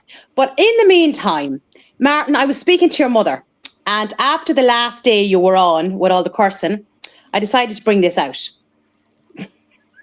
She told me you didn't get enough of that as a child. This is true. I have not cursed. I have not cursed tonight. I have been very, very good. And that goes for you as well, Anthony. I'm not glad at cursing, am I? No, just in general. No, I'm fairly bad. Sorry, Frank's had to put me back on track. What I was saying about when I was in the court office, when Ashley Murphy, that incident happened, and the guards came into the Carlow court office that had been on the scene, and they had said to the staff there it was much worse than they were making out. That it was much more severe, and that the papers weren't going to give the severity of it. And it just shows you, the state control over these incidents. You look at Carlow. Someone rang me who would know what they're talking about. I don't want to reveal their identity too much, but they were saying that area being cordoned off is way too big. So there's something very odd going on there. Make no mistake that the state could capture. They're on edge. If something happens, they'll try to get out there and they'll try and grab that narrative from the get-go. People are commenting there. I see Anthony's tired. Anthony needs some time off and stuff like that. You're dead right. I do need some time off. Hey, do you know I was going to take it seriously. We all need a holiday for a long time. This was supposed to be my 2 weeks off. I'd said I was taking 2 weeks off. 2 wees. You don't get that anymore. Oh God! Sure, everything happened this week. The amount of meetings last week, and then jumping on spaces. Anthony, do you want to borrow this for a while? You're not allowed 2 weeks off, Martin. You know what I do use, and I actually think it's great. You ever hear the Space Gods? They do a coffee that has ashwagandha. It has coffee in the mornings that has lion's mane and different things like that. It's really good, B vitamins. And then the evening they do like a chocolate thing that has ashwagandha and chamomile and magnesium. And I tell you, 2 cups of that, it does help put me out to sleep because I don't get much sleep, but that does help. So big shout out to them. But anyway, look, I'm going. Oh, hello, Paul. Nice to see you. I'm going to jump off now in a second. Okay, no problem. Gaslighting. Yeah, there's a lot Anthony, of gaslighting going on. It's been emotional, as always. Yeah. What day are we? I'm going to see. Who am I going to see on Wednesday? I'll see Well, Martin. I think Martin, am I going with you in the car? I pick you up. Are you staying? Yeah, probably will. Yeah. Right. Good stuff. I'm going to pick up a Are tent. you coming with us then, Anthony? I'll be going from the Midlands area. All right. Okay. What's that? So it's meet at the GPO. Head to Leinster House, is it? Yeah. Is that the plan? Yeah. And then A lot we'll of stuff catch up in carry, Mitchelstown. Then for bring people who the- haven't made it there, we'll catch our gang in Mitchelstown as well. Yeah, that'll be good. Yeah. I have the stove to bring. I think. Well, I will actually. You know what? Everybody sausages. Yeah. Well, not me. I get the lettuce. I'll bring a vegan one. I caught Yeah. with a bottle. I have usually blank the screen when I take a swig. I got caught rotten there. So look. Hey, Oh, no. Anthony! Oh, You no. put up a list on the group earlier on, and what did I say to you on the group? Buy Orla Bulmers. Yeah. Did you? I didn't drink today. That's not fair. Apologies. Yeah. I didn't Yeah. either. I haven't drank in But ages. I don't start my own podcast when I have a few jars. You do, Martin. It's the difference. Yeah. I'm more fluid with a few jars of me. What can I say? Yeah. All right, cheers, lads. Right. Go on, See you later, Martin. Anthony. Cheers, Is it this Martin. top right corner end stream? Is it? I'll just click that. No, there. no. Fuck off. No, don't do knock that us off like you normally do. Fucking messer. I'm Yeah. going to read this here. Apartments in Finglas to give to Irish homeless, and I have an iPad centre occupied full of Irish homeless. Should I not respect and credit for everything I've done? Hundreds of protests I've been. I see it's all about you again, Collie. So I won't be putting you back up again. So okay. If you didn't make it so much about yourself, people would probably listen to you. But yeah, I'm just seeing what Dee put in there. How does one man control all the protests? Yeah, it's crazy, Dee. It is crazy. See you all there. Yeah, I have said on the last few shows I have a solution for that. There should be normal people up speaking. People who have real issues and real problems, and their voices should be heard, and that solves that issue. Yeah. Well, I think And a vote actually, on I the must- day. I A must vote say, on I the day didn't- would be brilliant. But I will say one think thing. that'd be brilliant. Yeah, and I would say one thing, right? I wasn't paying much attention to what was going on the last couple of days because I just said I've had enough of it all. And there was one comment I thought stood out, and I thought he was brilliant, was Mick the Git. And he just turned around and he said, "Yous are all acting like children." And I just thought, 100%, it's absolutely ridiculous carry on. It's no wonder Fianna Fáil and Fine Gael and Sinn Féin are just doing whatever they want because we're too busy distracted. Do you know what I mean? So it's just, I just thought his comment was brilliant. I thought fair play to him. Yeah. Mick is good. Mick is one of the, there's neutral players Straight out. Yeah. That are 100%. They're just 100% bang on good people, good humans, and that's it. Look, it's as simple as this. End of story after this. If you cannot talk to somebody face to face, then don't bother putting it up online. It's as simple as that.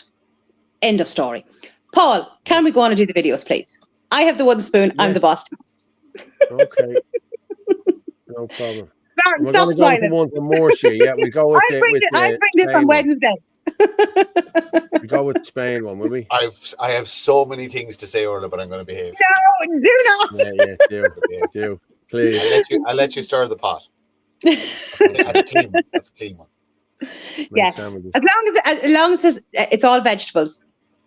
Yeah. I'm going to play this Morsi one, right? A few fucking vegetables knocking around, all right.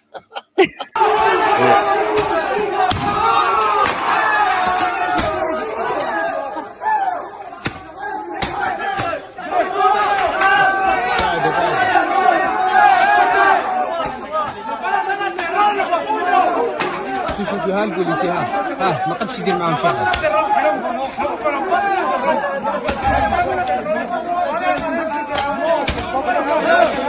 هذا خيرهم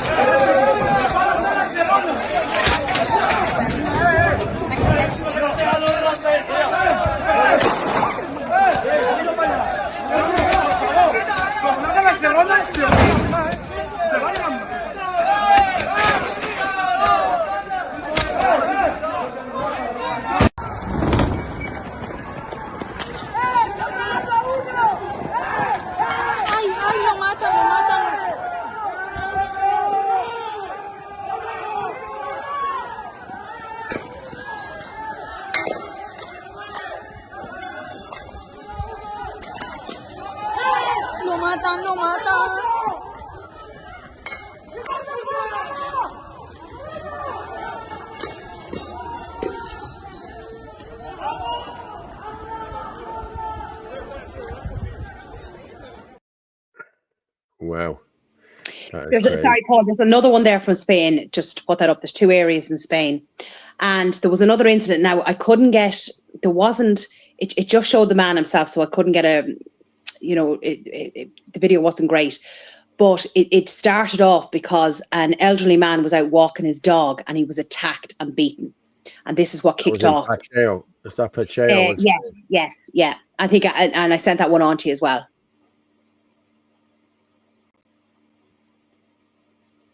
Paul, I think they're looking for you to pronounce the T. Yeah. Hang on there a minute. What's the tea? Oh, Rubish tea or Rubus tea. Yeah. There we go.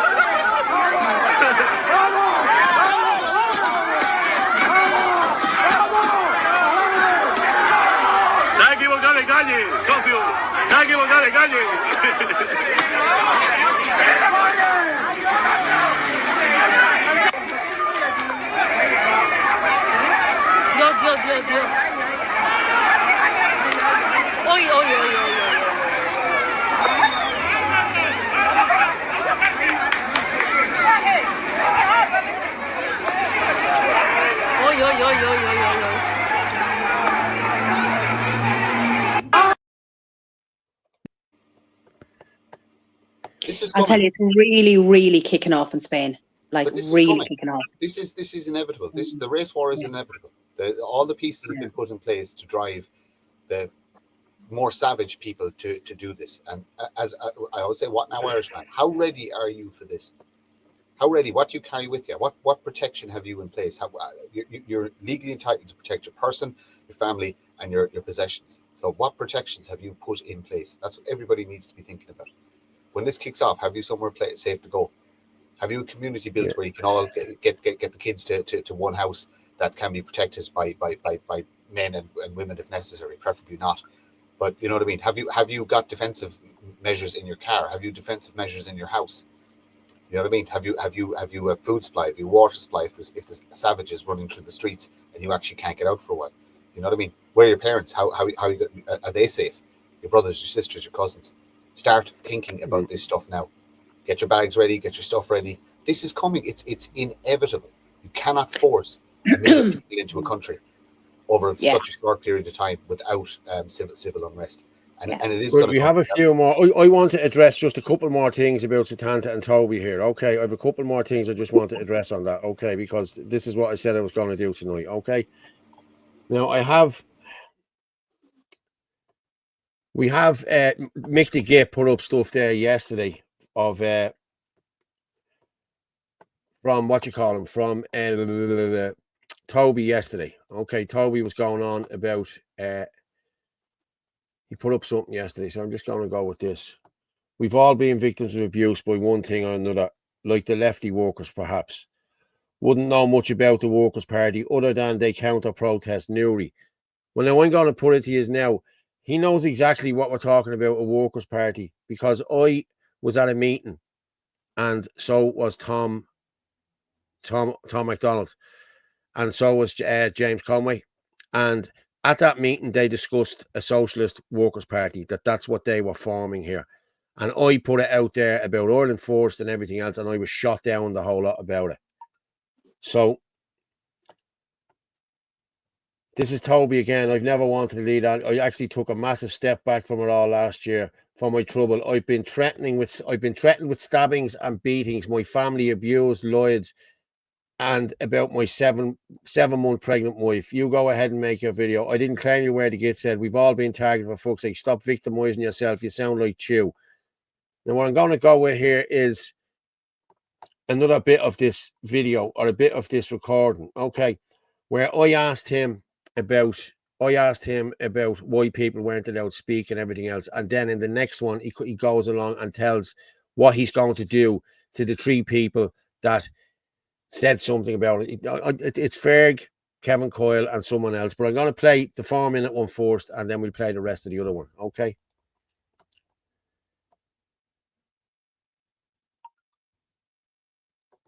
Can you hear that? Oh, okay, just bear with me there. Okay, hang on. I know what happened there. I never shared it, that's why. Share the screen.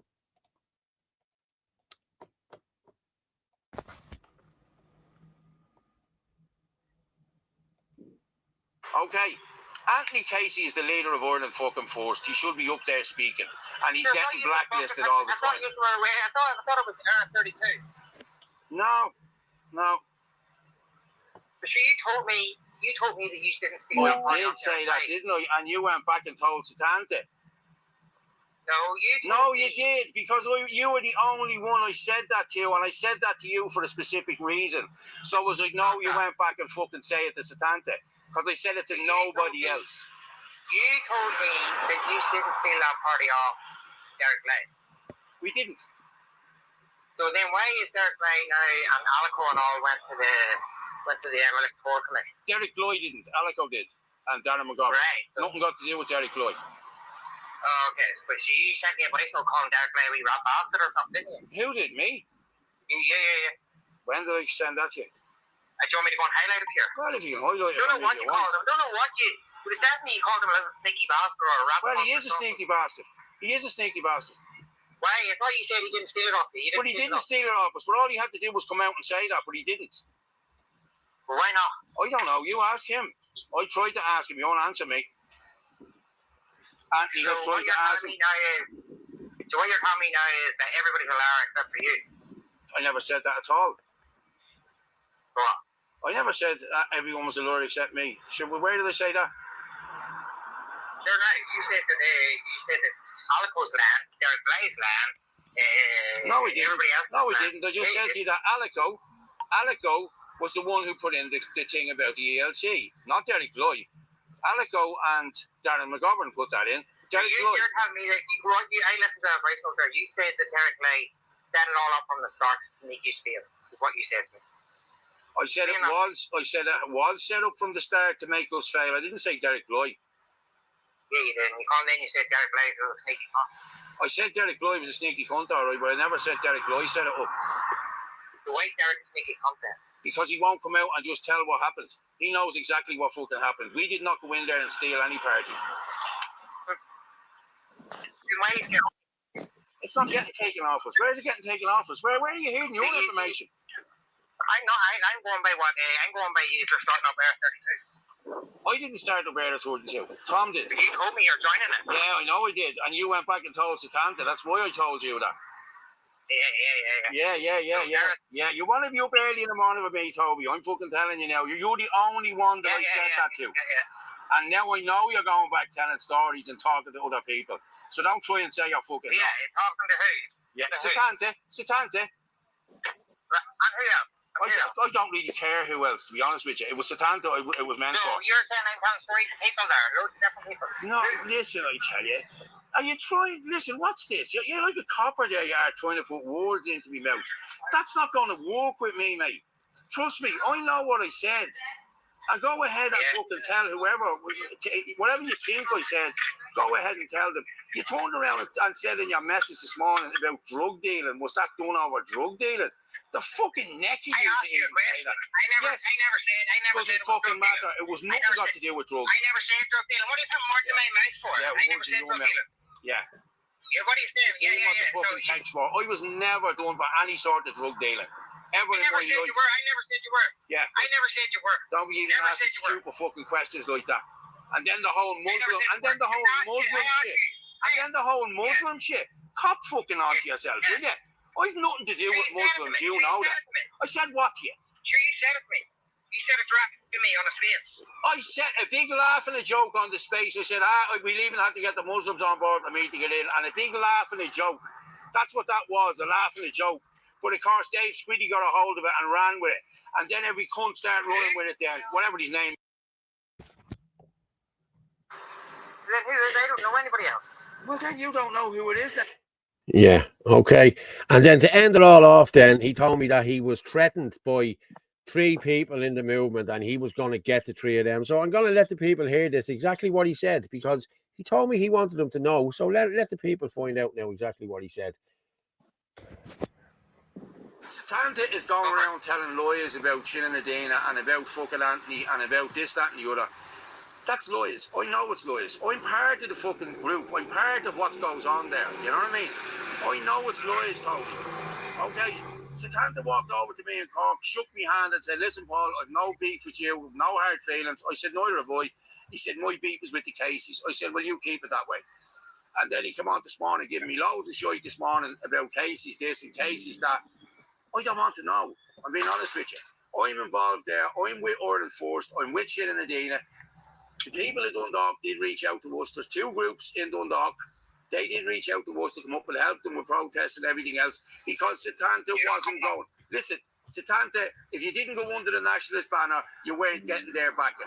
That's what we were told. And I've seen it because we called the Limerick Says No 2 weeks ago and they wouldn't fucking even put it out on their spaces. So, you know what I mean? You're either with them or you're not with them. That's the problem here. You know what I mean? We're in the fight for the same fucking thing you're in the fight for. We're trying to stop this shit. We're not shills. We're not loyalists. We're not any of them things. I'm a fucking patriot, man. I love my country. I love my kids. I'm a nationalist. I'm no fucking patriot. I'm a nationalist. I've always been a nationalist. I was born a nationalist. I was born in the fucking paramilitaries. I know how it goes. Yeah. And all you think that you can not you, but these people, Kevin Coyle, the off-grades, the Fergs, think they can ring me and threaten me and intimidate me. It's not going to happen. Like what happened with the Socialist Republicans, what happened with Sinn Féin around where I live, I hunted them down on their own. And you can carry this back to the rest of them, then I'm going to hunt down them three men on their own. And I know Ferg's your mate, but he's bringing me, threatening me today. I'll sort that problem out. Now, I like you, Paul. I have never had any issues with you. And that's why I'm trying to ring you today. Right? Trying to get this all sorted. Yeah. And see your little mate, and before I go, you see your little mate, Gavin Pepper? Yeah. Take this as gospel. You do not trust him as far as you can fucking control him. Because he'll tell you whatever you need to keep you happy. And then he'll turn around and he'll tell the other person whatever they need to keep them happy. And he's this big web of lies that's going on. And then he gets all found out, and then he starts to play the victim. Right? You'll figure this out soon enough. I know he's turned to you in the last while.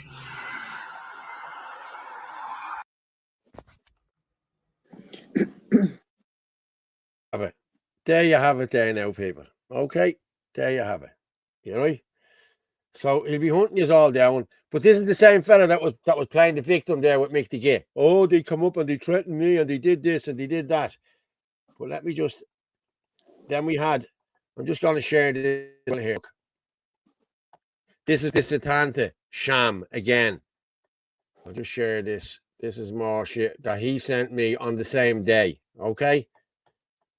I'm just sick of it. I'm sick of the bullshit. But this is all to do with Malachy. This was all Malachy put these up to this. You know what I mean? Hold on there now. Let me just see here. I'm here.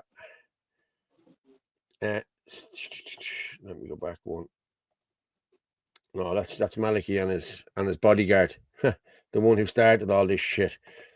So he says to me, "How's Graham de Penrose, Paul?" And I said, "I don't know." I said, "He's one of Derek's friends. He's friends with Ciara Connolly. She knows Graham." Oh, and by the way, we all heard the story about the time your dad turned Garda Informer. Isn't that why your house was shot up? Your brother is a heroin crack dealer, for fuck's sake. And will Sinn and Adina get him off the streets? State operation to link us all with loyalists. Sinn Féin. Yeah. There'll be no unity with you and your mates. How was Graham de Penrose? That was the one he sent there a minute ago. You know, so here he is here, and I walk the Falls Road with my head held high, and I can stop any man in the street, all in my community, and Newry and Dundalk, but you'll find out soon, because he didn't want us going to Dundalk. You stick to docs and nationalists, organisation and preventing unity, like Reclaim Ireland, Irish Freedom Party, now Ireland Force, rinse, repeat, and move on. Speaking of doxing, this same guy doxed an Irish nationalist last night, tried to dox an Irish nationalist last night, the Irish Patriot. So these are the people who are doing the doxing. These are the people who are causing the divide in all of these groups. Every group these people go into, especially him, causes divide. He put me out of out of the Irish Patriots group 3 weeks ago. He said I couldn't be trusted, that I was a scumbag and I was a shill and I was a this and I was a that.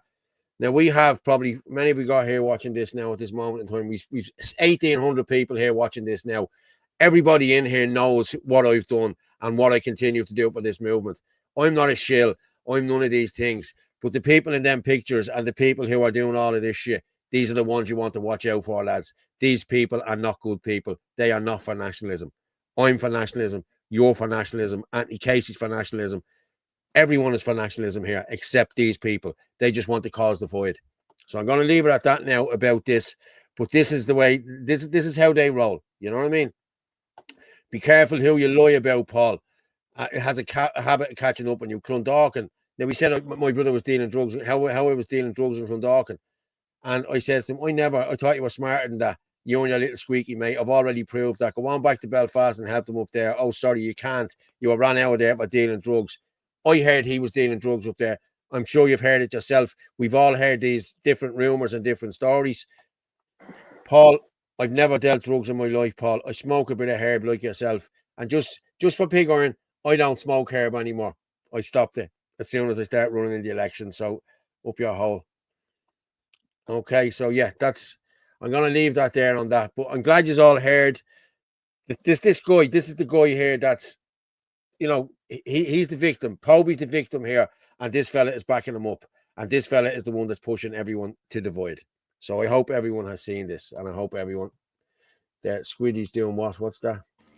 I just want to address the drugs issue again, Paul, because I like I said it at the start of the show, and I'm gonna repeat it. I think there is a massive drug influence in certain circles of nationalism. And like I said, look, I'm not an advocate of drugs. I just am. It's just something it's never been in my life, bar teenage days and stuff like that. And I don't think it's good for society. Like I said, if it grows in the ground, you were meant to have it. No issue with that. I would be looking for a society where nobody can make money off it. If you want to smoke a bit of weed, you grow it in the back garden yourself, you smoke your own. That's where I would see that going. I don't like anybody making money off this stuff. I don't like anything being sold like that. And it's normally, look, it's criminality. It's the reality that it's brought in illegally, and bad people do bad things to make sure that it gets into people's hands. So, like I said, I would push for legalizing weed. It has medicinal purposes. It's good for certain conditions. It's good for arthritis. It's good for lots of things. But the same as everything, overuse melts your brain. And anybody who tells me that no, weed doesn't do anything, it does. If you use it, it's the same as drinking too much. It's the same as eating too much unhealthy food. It has unhealthy effects on you. You know what I mean? So that's what I push for on the drugs front. Roll out your back, smoke it if you want. It should not be for sale, and you shouldn't be able to buy it off people. If it's chemically made and it's made by man, it should not be in society. And I think certain areas of nationalism are riddled with cocaine. And once cocaine gets into your life, you are compromised. You're compromised financially, you're compromised mentally. And it's something that needs to be addressed. And we have to have, I'd actually love to have a nationalist debate, like a panel debate on policy. And that would be one of the first ones I'd look at in relation to how do we secure our borders, not just because we have a problem with people coming into the country, but we also have a problem with illicit substances coming into the country, because we're a gateway into Europe for the drugs trade, because our coastline is pretty much unprotected. So, except that this is what we should be doing from now on, is basically having roundtable debates that we put up on YouTube, put out online, basically discussing ideas. And okay, so how do we reduce the influence of drugs and narcotics in Ireland for the betterment of society? Just what we should be doing. Okay, that's my project for next week. I need to get one of those sorted. So my Kevin Cole, did he not batter his missus? Google Robert McIntyre Belfast. There's an article there about it. I'll be honest, I'm not Googling that about it. I couldn't give a shit about any of them, I'm being honest with you. But I just want people to know that these are the people that are sowing division here. And Malachi's not much better, because Malachi gave them that ammunition against me, because he's the only one that knew about this. And Malachi has a guarded informant working in his ranks as well. You've seen them all up on the stage, lads. Oh, don't get near Malachi. Don't do this. Don't do that. Malachi knew this. I've told Malachi this. I've told Rob this as well, his son. And it's all been brushed under the carpet. So they know exactly who's with them. You know what I mean? And Malachi actually done an article for the Journal, or not the Journal, what's it, the Liberal here last year, the year before, about John Murphy, this copper. So he knows exactly who John Murphy is as well. So they're all complicit in this. I don't give a shit. As for Derek Bloy and the rest of them, they're all the same. I just see a few people commenting there about division, etc., etc. Look, we're moving away from division because we're doing our own thing, and we're not going to work with these people, and that's it. And look, you have to realize that a lot of stuff happens in the background, and like I've been sent death threats, and you're humming and hawing going, "Oh, it's just a guy talking to his whole." But the reality is, we don't know, are they viable death threats? You know what I mean? But if a guy sends me something like that, it's going out there, it's going out in the public domain because I am going to protect myself. You know what I mean? We're not living in the Wild West. You know what I mean? So you try and suss people out as best you can, and if you think there's a danger, then you just need to put the information out there. And it's literally to protect yourself, because it may discourage them from making a very, very poor decision, and that's what you do. And like you're protecting yourself. And these conversations I'm being honest with you. I fear nobody. I don't give a shit. I fear nobody. You know what I mean? I really don't. I don't care. Let them with their Nordy accents and that bullshit. Years ago, you come down here with Nordy accent. I'm here. I'll fucking shirt you and get a grip, will you? But Paul, we also don't want to end up having fisticuffs in the street over nonsense. Do you know what I mean? Look, I test people out with messages and stuff like that, and I had a bit of back and forth with these guys after when you get to threats and all this kind of stuff. And you know well what I do. I test people, so I troll people a little bit as well, just to see what their mind is. They're not serious people. You know what I mean? They're not serious people. There's a lot of Walter Mitty characters knocking around the movement, and they may think they're doing good because their egos are overinflated. But once you actually kind of have kind of a long drawn out conversation, you realize they're just not. You know what? They could probably do something on a small basis in their own community if they got their heads cleaned and just communicate or did stuff on their own community. In relation to national solutions, these people aren't capable of that. They're not capable of sitting in a room for 6 hours discussing the minute details of a fishing policy or anything like that. Do you know what I mean? So yeah, just stick in work in your own community, protect your little patch, and mind your people, and that's it. And just leave the rest of us alone. And do you know what? If Sinn Féin or any political organisation ends up in your neck of the woods, if you don't like them, just ignore them, or better yet, just go out and support them. You know what I mean? Susan Hayes who said, Paul, you should fear God. I said I feared no man. I didn't say I didn't fear God. So, yeah. Mm-hmm.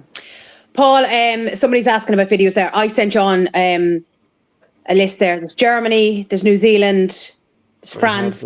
I have them. Yeah. I have them all, Orla. Because I know time's starting to run out. Yes, I know. I had the Ryan Casey one there, and I had... Yeah, we did that. Yeah. But they should be all labelled underneath what they are. Yeah. I have France here. Yeah.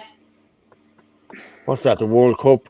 Do you remember that? Jesus Christ. Yeah, but just look at the difference. No, I know. I've watched the video. Let me just share this here. You'll see exactly what we mean by this. Yeah. This is how it's gone in how many years, Orla? 40 years. Jesus Christ. You can really see the difference. Wow. You can really see the difference, yeah.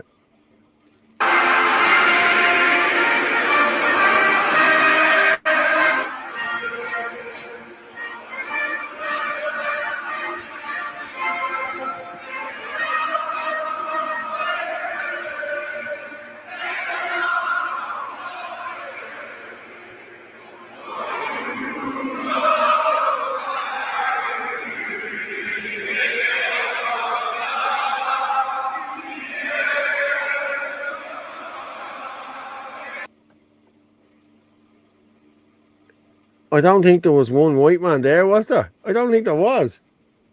I think there was maybe one. You know, just shows how things have changed.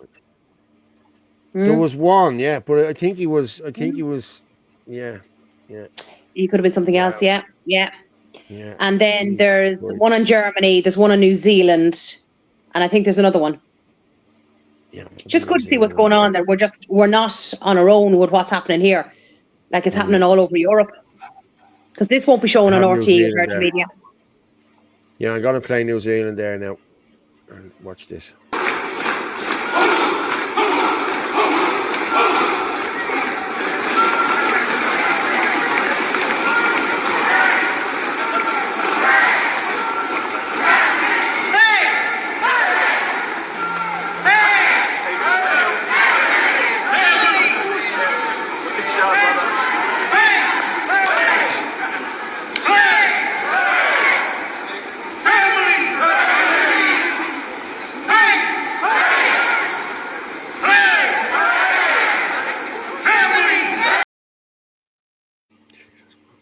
Now that rally was for pretty much saying our country is Christian. We don't accept Islam. So I thought, look at the thousands on the streets. You know what I mean? Don't mess with the Maori. And then we have Barcelona. Watch Barcelona. Oh yeah, Barcelona, yes.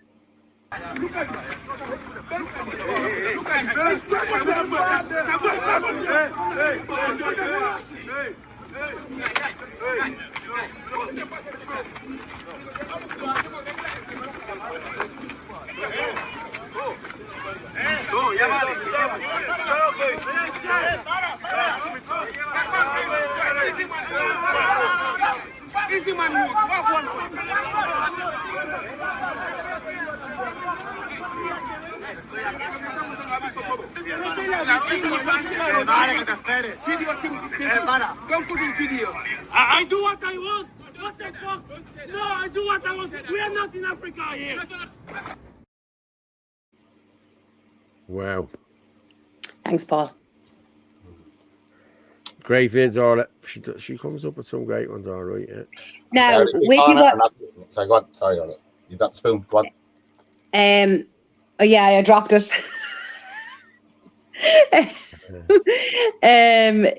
Play the Germany one because that's very good. It's a white woman, a German woman, I'm assuming, out in shorts, and look what happened. Sorry, Martin, what were you going to say there? And Gareth O'Connor are not going to be able to deal with this when it comes. No. So it's harping on about the point of make sure you have your community built. Make sure you've got your community built. Make sure you've got the backup plans. I know I keep saying the same things over and over again, but people really need to. Somebody actually in the chat also said, why don't we go out and start, meet the public and stuff like that. So Shin Nadina is actually going to be doing pop-ups in towns around the country very, very, very, very soon. We're going to go to every single town in the country. There may or may not be a bus. And we're going to do that pop-up in the town square and say this is Shin Nadina, this is what we do, this is how you build it in your community. Give people all the information and just converse and just to show because we've had a lot of negative media, just to show people that we're not anything the media says. We're just the same as you are. We're just taking steps to protect our old communities, and that's it. And then we just move on to the next town, and hopefully that town will organically grow its own organisation, Shin Nadina. Yeah, I'm just going to this one that you're talking about there, Orla. It's Germany. Michael McCarthy.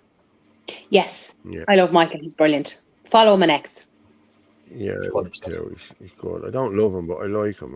Yeah, he's all right. It's a bit weird if you say you love him. Yeah, I know. I really like and respect his content, and he seems to be a very, very good human being.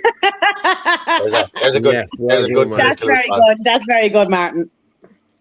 Yeah. Here we go. Okay, so we have a clip in Germany. This is getting millions of views. And yeah, it's interesting. So a group of Muslim women berates a German woman for wearing short clothes in the summer. And an argument breaks out. Yeah, look at her showing her legs in shorts. Then a tribal Islamist man shows up and attacks the German woman. Spoiler alert. Spoiler alert. Jeez. Okay. It's narrated, yeah. So here we have the new Germans. Oh, what's this? A doctor or an engineer shows up. I don't know. How pleasant. What a...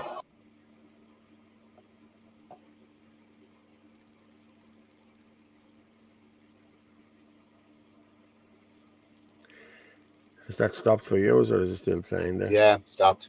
Yeah. It stopped. Yeah, hang on, give it a second. Maybe just go back a little bit.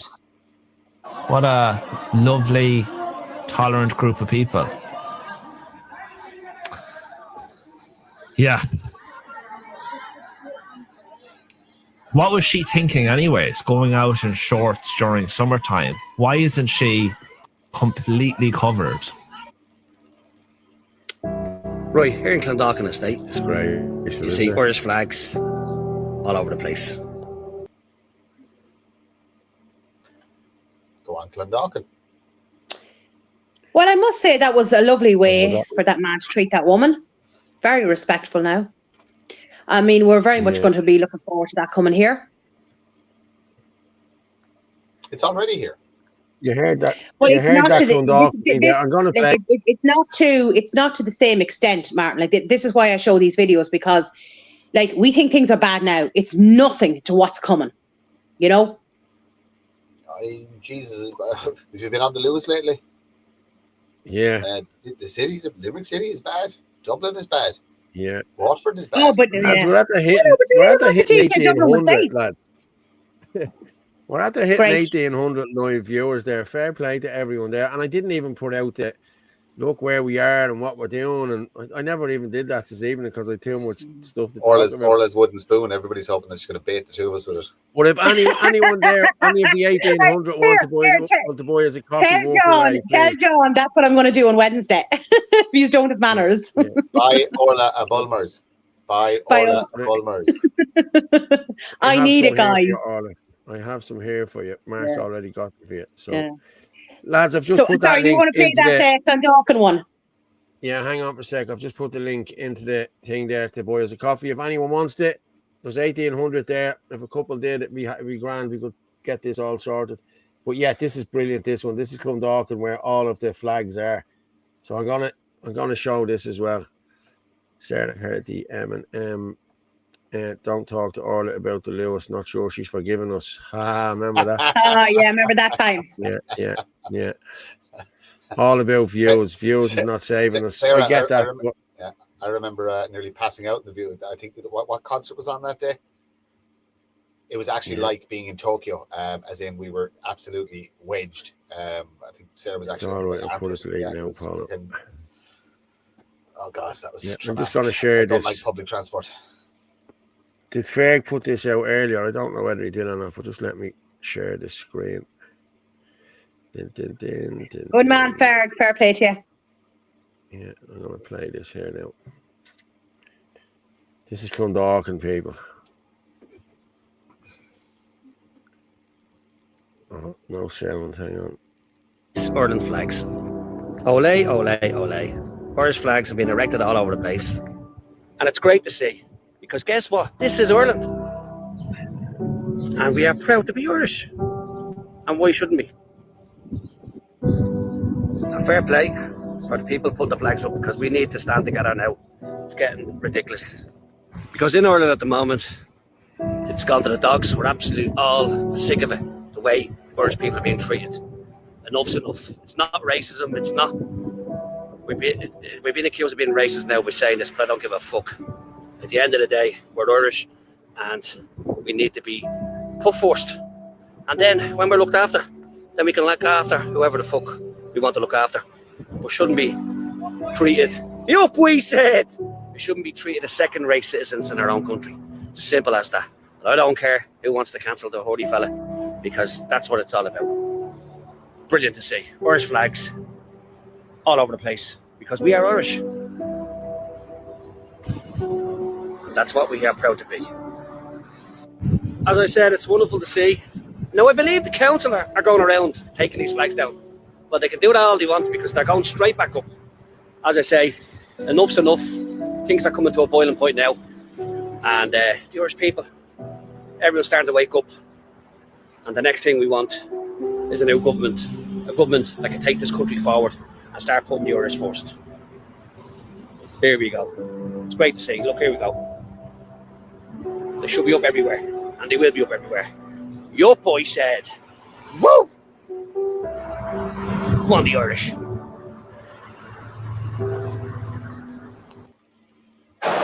Certainly. Just see John is jumping off there. John, good night, and we'll see you on Wednesday. See you on Wednesday, John. Good night. Paul, I just sent you on statistics there. Statistics on... Yeah, Peter Sweden actually is a journalist, and he's very good over on X as well. I use a lot of his stuff. Yeah, the rapes. 71227 reports rapes in England and Wales. That's 71,000 reported rapes in England and Wales.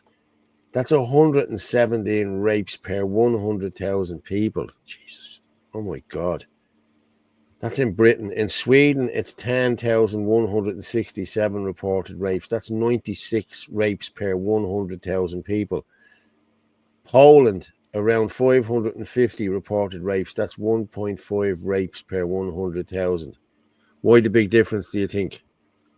Immigration. I wonder why. Yes, immigration. That's exactly what it is. Poland doesn't let them in, end of story. And if you do come in, you're under strict rules and everything else.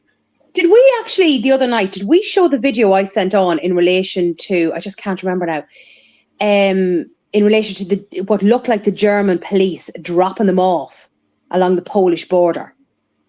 Did we play that? Did you send that to me? I did. I just can't remember now. Okay, just let me look there. It's there. It's Hold on. there. I'll send it over to you. Hold on, a bit quicker. Oh, we have it. Okay. I don't know. I'll tell you now. If it's there, it's there. No, it is there. I just can't remember if we played it the other night. I know I sent it over.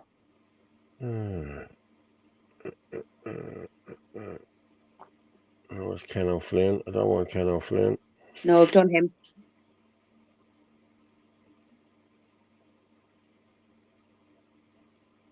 Probably put it under German police or something like that. No, I'm not finding it. Hold on, let me go in and check.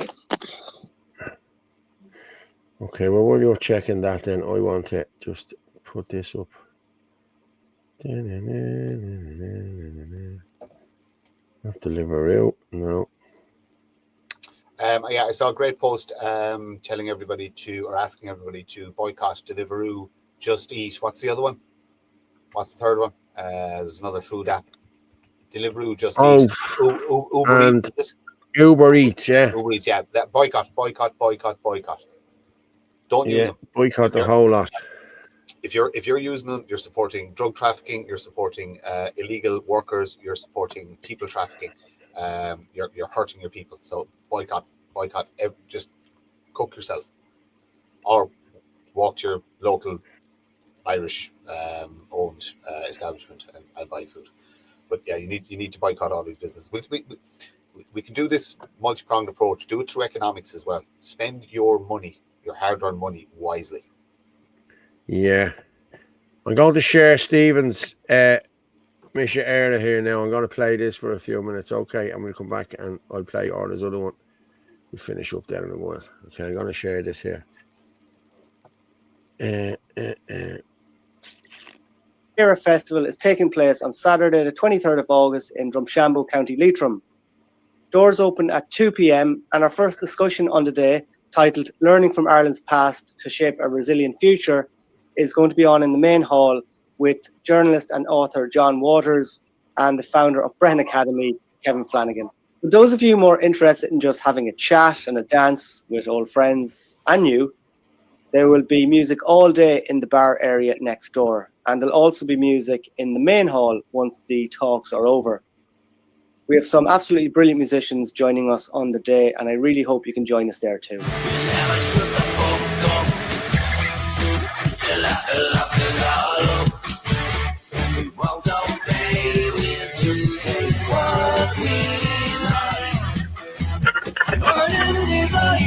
We will survive this. We see starvation, plantation, and war. Our people are resilient. We see so many struggles before. We belong to our children. The struggle is for them. So let's banish all the demons and free ourselves again.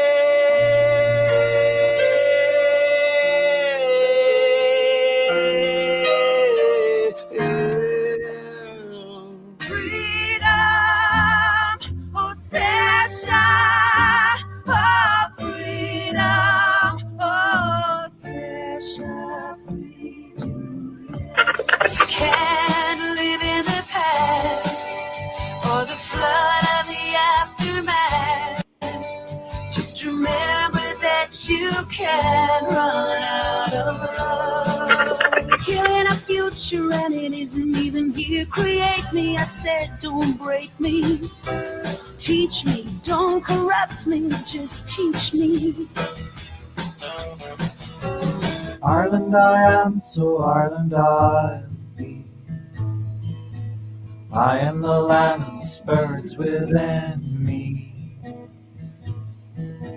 I am the land and the spirits within. There's the new world order when you need it. Lee is on the loose. She's a communist and friendly for a fascist. I'm kind for Nazi scum. I'm friendly for a fascist. And a whore for the old freedom.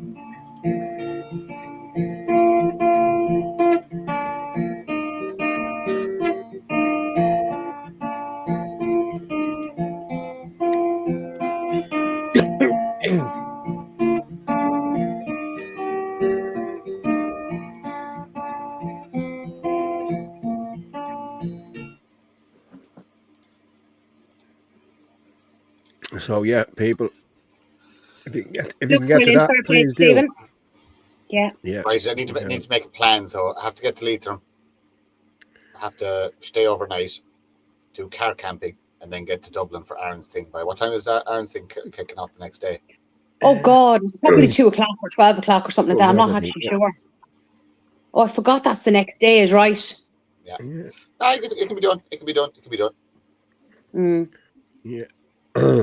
Yeah. I'll just play the Paul, I've just sent you on another thing of statistics and Mick O'Keefe. Mick O'Keefe's only, I'd say, a minute long. I must have deleted that other one. Maybe we did play it. Maybe we did play it. I'll look for it anyway for the next show. It's the Irish population. What did you say, Mick O'Keefe then as well? Let me just pull Yeah, I've just put them back down again, so they're right. They're just they're there handy. Look at that, the cough there. Yeah. Paul's got COVID. Paul's what? No, he's got COVID doesn't exist. COVID. Mate. You stop, will you? No way. COVID in the arse. Do you know the problem? Do you know what it is? You're still off the smokes, yeah? Yes, he is. Yeah. As your 2 weeks yesterday. You're actually going to get a bad cough as your lungs begin to heal from not smoking. You're going to clear an awful lot of stuff out. So you probably have a cough for a couple of months, just until your lungs repair as well as they can. I haven't been coughing at all. It's just something against my breath there. That was. Nah, I'm telling you, it's fags. It's actually quitting them, but it passes. It'll pass after it, and you'll be able to take the big deep breaths again. Yeah, I can look. Yes, deadly. Okay, Ireland's population is 5.38 million. What? Go on. It's 5.38 million on April 2024. The total number of immigrants, refugees, and asylum seekers is 1.442689 based on latest data up to July 2025. Percentage of population: 26.8% of the population are migrants, immigrants, refugees, and asylum seekers. Jesus. Now, so you couple that with their increasing birth rates and our declining birth rates. I would say projected figures that were kind of saying, 2050, and then they resigned it down to about 2030. I reckon we're probably in trouble now. But I would say so what have we got? When did the mass immigration start? You're talking about second generation voters. Politically we're in trouble before the next round of elections. We're actually in trouble numbers wise to actually get council seats and get TD seats. Gosh, yeah. But they're bringing in 40-odd thousand a year. 4 years, that's another 120,000. There's no way anyone is getting in, lads. No way. You thought it was bad the last time? No. There's a plan for that as well. It's not going to happen. Well, this will show you now. Show Mick O'Keefe's video. Wait till you see this. Yeah, hang on. They're all neighbours. They are neighbours after all. Yeah, Maura Fahy ticket got. Oh, John Malloy, is that for the thing? Yeah, we need to sort that now for tickets. Couple have dropped under the tongue. Yeah, you up, lads. And I just want to say as well for Horley there, fair play to him in Clondalkin. If you're following anyone on TikTok, follow King Horley. He's very good. Him and Richie do some great field reviews. I used to slag them all off, but he's a good guy. Fair play to him, like, you know what I mean? And he's highlighting a lot of stuff as well. So I did call them out a while ago saying, where are they? Why aren't they helping? Why aren't they doing this? And I've seen them at the protest now, and I've seen them putting up videos. So big up there for Horley. Fair play to you, mate. I'm just gonna share this screen here now. This is the Jesus, I'm sick looking at this. I've seen this before, but it's horrendous. Is this the one you're talking about? The different? Yes. Yeah, this is an Ethiopian place.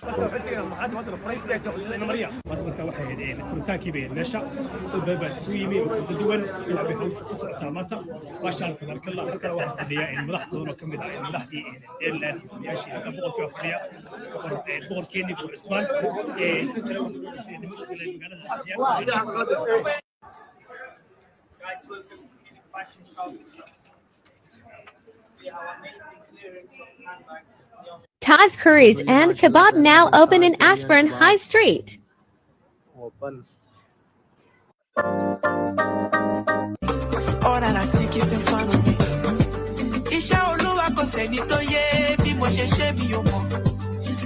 When Customs decides to release your orders,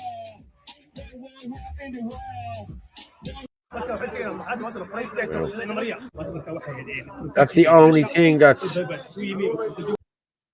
it, Paul. But you see, what it's highlighting is just the amount of foreign businesses coming in. But all the Irish ones are closing down, Orla. That's the problem Exactly. here. I know. Should the foreign businesses are getting 60,000 over 3 years? You know? Yeah. Leitrim is the heart of Leitrim, Ireland. I went to school, a secondary school in Leitrim. I went to Carrigallen. That's where I went to school. Because where I lived in Cavan, we actually, when I was 13, we moved house. And the secondary school was actually only 4 miles away from where I was living in Cavan. So, yeah, went to secondary school there in Leitrim. So I haven't been back in years and years. I heard someone saying there has been 675,000 migrants since 2022. In 3 years, lads. Jesus. That is, I'm sorry if I keep saying Jesus. I really am sorry. Yeah, it's yeah. I'm in shocking. Ashbourne. The rents on that unit are massive and it's huge. Yeah. Yeah. Yeah. Isn't it great? Irish children go hungry and without and took away from mothers because they are poor. Yeah, it's true. Yeah. Chapters of the Quran read today at National Day of Commemoration in Kilmainham. They really want to demoralize and destroy us. Yes. Jews worshipped him. Yeah. Genghis Khan. Okay. Angela Martin, I know you're busy, but you told me to push you. Did you get my email regarding local count voting system? I know that I know that you sent me an email. I haven't had a chance to read it yet. I have a meeting tomorrow morning. Tomorrow evening, I should be able to get to it. Yeah, thanks a million for that, Angela. I appreciate it. 80,000 for 3 years, Orla. It's okay, Angela. I'll get the wooden spoon at him. I'm just going to play the game here. I'm just going to say I'm supposed to be on 2 weeks off. Never going to happen, Martin. And I haven't been able to stop the last 2 weeks. None of us can take time off, man. Yeah, well, no, you have to. You need. I'm just going to say everybody needs to stay. I might take next week off myself from the show, Orla. Will you be able to get one of the lads to come in and help you? And yeah, you know. Yeah, but no, absolutely. It's just look, our mental health is important as well. And the last 5 years have been just non-stop, absolutely non-stop. And every single one of us have sacrificed. And every single one of us have stories to tell, and we get through it, we get on with it and stuff like that. But no, you were entitled to take a couple of weeks off, Paul. Yeah, 100%. You were entitled to take a couple of weeks off. We're all entitled to step away from this every now and then. Just for, to be honest with you, if we burn out, what use are we? It's only a night or two is all I want. That's all. Night or two. Right. No, take a week. Yeah, but I'll be honest with you, take the week or 2 weeks, because if you go a night or two, something's going to happen. You're going to have to respond to something. You're going to have to take a phone call. You're going to have to do a meeting. There's always a fire to be put out. There's always somebody to meet. There's always a conversation happening. It just never ends. Just say no for 2 weeks, which I failed at miserably. This 2 weeks, but anyway, it's worth the try. Yeah, I know. There's not time off. There is time off. Like I said, you're useless. If you burn out, you're useless. You're no good to anybody. Burnt out, crying on the couch, or drinking yourself into fucking an abyss. You have to take time off to recharge the batteries and then come back. And actually, time away from social media, time away from people, is also very, very good for you to form new thoughts and new ideas. It's the chaos. The chaos all around you sometimes stops you thinking and we'll say thinking in different directions. So it is. So everybody deserves a break. Everyone. Yeah. There we go. I'm just going to put this out again here. And right, we do need to be pushing this. We do. National Shutdown Day, 30th of July from 12 noon. We need to shut down airports, bus stations, and the ferry ports if we can. If we get the people out, please, people, reach out to us, reach out to me, reach out. Frank's just come in there. Sorry, I was going to bring it in a minute, Frank. Oh, hey, reach Frank. out to us, please. You have our numbers there. Anyone who's going to come and help us with it, there's the number there. You can contact me on that number, 089 203 1521. But we need this done right around the country. And I'm going to be honest, the people, as I said, the people who call protests aren't going to help us here. We're on our own here on this one, people. And I really would love to get this sorted because we need direct action. That's what we need. We don't need to be marched around the country or around Cork, Waterford, Limerick, or anywhere else. We need to be doing direct action. You can do it all in your own areas, people. The people of Cork can block everywhere in Cork. People of Dublin can do it in here. People of Limerick can do it. Donegal, they can all do their own bit in their own counties, you know what I mean? To shut down this place at 12 o'clock on the 30th of July. So please, if you can, contact us and we will sort this. Thank you very much. Stop sharing it now. Okay. Do you want to play Make the Gate? I will indeed. Yes, Make the Gate. That's what I want to play. Yeah. This is a far-right murderers. Have you seen this? This is ridiculous. Have you seen this? I'm not sure. Watch this. Watch this. Throw away the key at the very least. Man charged with murder of 71-year-old in Limerick City. He's a far-right Ireland says no brave patriot, but yeah, it's the foreign nationals that's supposedly the threat. AFA, not surprised at all. The far-right don't care about protecting Irish citizens. Limerick says no platform murderers. It's July 2025 and at this stage everyone and their granny is far-right. Now I don't know the ins and outs of this fully, but lately at a Limerick Says No rally, this lad, Philip Ambrose, the dirty scumbag, got the microphone. The usual suspects and the establishment minions are trying now to paint everyone with the same brush. Limerick Says No platform murderers. Well, firstly, he wasn't a murderer at the time. And what exactly has political ideology got anything to do about it? Nothing. But if it does, here's Councillor Owen Hanley who groomed underage boys in the youth wing of the Social Democrat Party, being platformed at an anti-racism rally. So that means the left platform child groomers. Does that make everyone with a leftist ideology child groomers? Okay, that's a bad example because a lot of them are. They have no bother grooming children for the cult of trans, especially autistic children, by the way. This lad is a scumbag and ideology has nothing got to do with it. And if anything, it's the supposed big bad far away far right in Ireland that want a tougher justice system, tougher sentencing, especially when it comes to violent crime, regardless of who the perpetrator is. You don't have to try and turn everything into a win against the fictional far right. Or when it comes to some people even, make this horrendous crime about themselves. I'm sick of this violence and it's just Russian roulette. Like, people are attacked all the time and sometimes people die all the time and like, it just, like, I was so close to dying and like, this has just really brought that back up for me and reminded me of how lucky I am to be here because that poor man passed away last night and it's just so horrible. It's really after breaking my heart. That's just Natasha. Everything has to be about me O'Brien. Using this horrific crime to make sure that she's still front and centre. And that's not just acting. That's very bad acting. Maybe RTE have a job for her in Fair City. Oh, he's brilliant. He is brilliant. He is brilliant. But yeah, I just want to run with this as well. Sorry, I forgot all about this. Let me just share this. This happened in... Let me put it up. It's here. okay, Paul. There was more drama tonight than an episode of EastEnders, so you're excused. Gardaí hunt for two men after a woman allegedly raped in a Dublin park. Gardaí have launched an investigation after a woman was allegedly raped in a central Dublin park. The woman, who was alleged to have been attacked by two men during a horror ordeal in the early hours of Tuesday morning. Sources tell us the victim and the two suspects are Irish.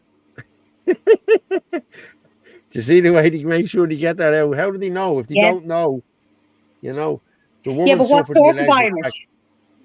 Yeah, exactly. Like, Irish now could mean anything. Like, once you have a passport now, once you're a citizen now, you're Irish. Yes, your class is Name Irish. could be Ambingi Ambungo, you know what I mean? And you're still Irish. It's a good Dublin name, you know what I mean? It happened at 12:40 a.m. Gardaí say no arrests have been made yet and are appealing for any witnesses to come forward. The probe is being led by specialists from the Protective Services Unit at Kevin Street Garda Station which investigate sex crimes. The force said in a statement it also wanted to hear from anyone who may have passed in the area, passed a vehicle and has dash cam footage. It said Gardaí are investigating an alleged assault reported occurred in the vicinity of Sean Moore Park, Dublin 4, at approximately 12:40 on Tuesday. Gardaí are appealing for anyone who has witnesses, any person, including road users. So obviously, did your woman go and tell them, listen, they were talking Irish or they were talking English or, you know, that could be anyone. They're looking for witnesses. Witnesses, like what witnesses? Like there's no description. How are we supposed to, like, how is anyone supposed to know what they look like? They were Irish. They're Irish. Yeah. But why would you come out and say that? Why would you come out and say that? That's just to stop people thinking, oh, it's a migrant that they're doing it. Let's go mental. It was a migrant. It was a migrant. Sources tell us that. I actually, like, I posted that today now on my own Facebook page. And I said again, like, I mean, why is no EFIC given? Why is no description given? If they're Irish, somebody's going to know them. So why is no proper description given? Is it because they're not technically Irish? Because they weren't Irish, Orla. That's why. This is just... Anthony said it earlier on. We are one crime away from civil war. That's it. And this is it now. And if they come out and say these two are Pakistanis or these two or whatever, this could be the crime. You know what I mean? It beggars belief, like it really does. You know? Ridiculous. Why are they looking for dash cam footage? They have cameras on every street. They have cameras everywhere. That's the thing. But if it doesn't suit the narrative, the cameras were turned off. But if it was an Irish guy... If it was an Irish guy who had done it, they'd already have the camera footage. You know what I mean? That's exactly why. Given. Yeah. Along with the name of his dog. Yeah. Why do we care? Media controlled by them. Yes, I agree. Paul, 2 guards and 2 white suits at tent. Tent was removed. Oh, okay. So, okay, that's cool. So it had to be migrants then, or was it Irish that were living in the tent? I don't know now, to be honest with you. Paul, 2 guards and 2 white suits at tent. Tent was removed. So obviously, yeah. Oh, good on you. It'll be great to meet you all there, Maura. Yeah, we'll see you all there on Wednesday. Right, guys. I think we're finished up there now. Are we, Orla? Yeah. Yeah, I do. I'd say so. Yeah. I think we are. Yeah. Kello Flynn talking. You didn't course all night, Martin. No, you didn't. You're right. Fair play to you. And I never have to worry about Frank. Frank is always very well behaved. Thanks, Orla. Maybe a few expletives in the WhatsApp group, but Squiddy just entered the chat. Did Hello, not. Dave. Oh. Hello, Dave. Oh, there he is. This is Callum Conroy. He's been threatening violence and doxing to Irish nationalists. He was sharing account access SMO, the communist. Okay, I don't know who that is. Selena, good night all. Good night all. Steady Eddie, if the instrument of governmental power leads to a nation destruction, then rebellion, blah, blah. Okay. 100%. Yeah, rebellion is your duty. 100%. Yes, it sure is. Yeah. Yeah, it sure is. Night, exactly. Squiddy Dave, what's Squiddy Dave saying? There's tons of subversive snakes in the movement. Broseph is a prime example. Dave, you're a bit the voice of yourself now, Dave. You know what I mean? You've done a bit of dirt on all of us here now. You know? Yeah, but do you know what? Orla, can I say one curse? Can I say one curse? Thank you. He shits on everybody equally. Yeah.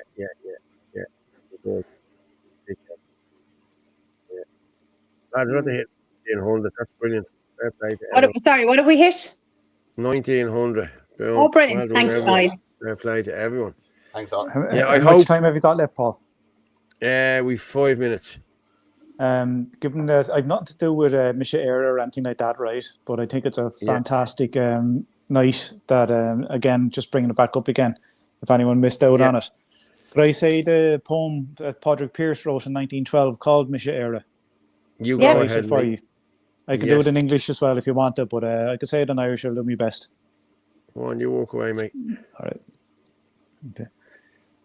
Misha Era, Shine me na Caligvera, Morma Glor, Mero Kukalan Kroga, Morma Mór me náirech mo chlán bhéin a íle mairech. Mór me bhín behanbhethe de me siach capig. Mór me frón dégur dram in a chuirstochas. Me sére úgnig mé ná chalig vera. Good man, Frank. Well done. Love it. You put me on the full screen, did you? Yeah, I did. Yeah, yeah, of course I did. Yeah, you had to. Yeah, I had to. Like I say, then, like, you know, sure, look, people can look at that translation anyway if they want to Google it. Go on, do it in English as well if you want. We've another couple of minutes. Go ahead there. Yeah, the floor is yours, mate.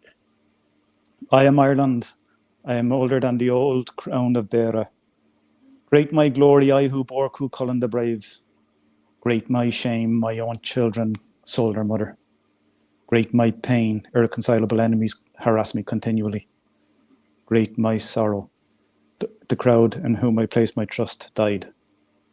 I am Ireland. I am lonelier than the old crown of Beara.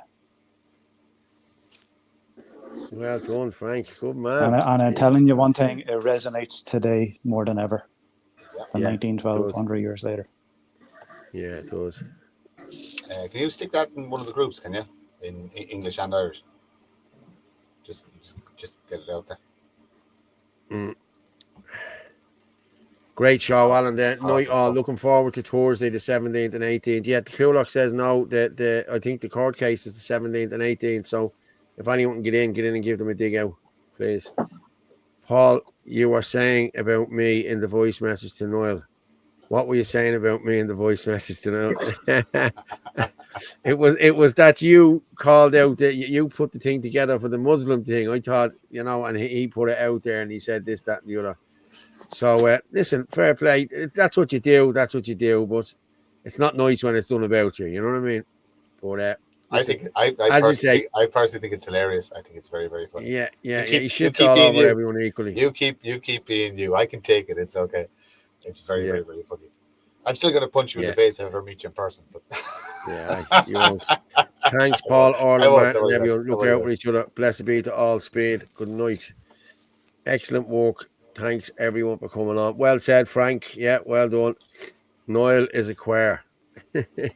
When he talks like a squiggy queer, doesn't he? How you doing? Like, yeah, here we go. Chris Bourne. You can't blame me for that. I don't. Listen, hey, it is what it is. You know what I mean? Great show, emotional as always. Thanks, Chris. Thanks, Chris.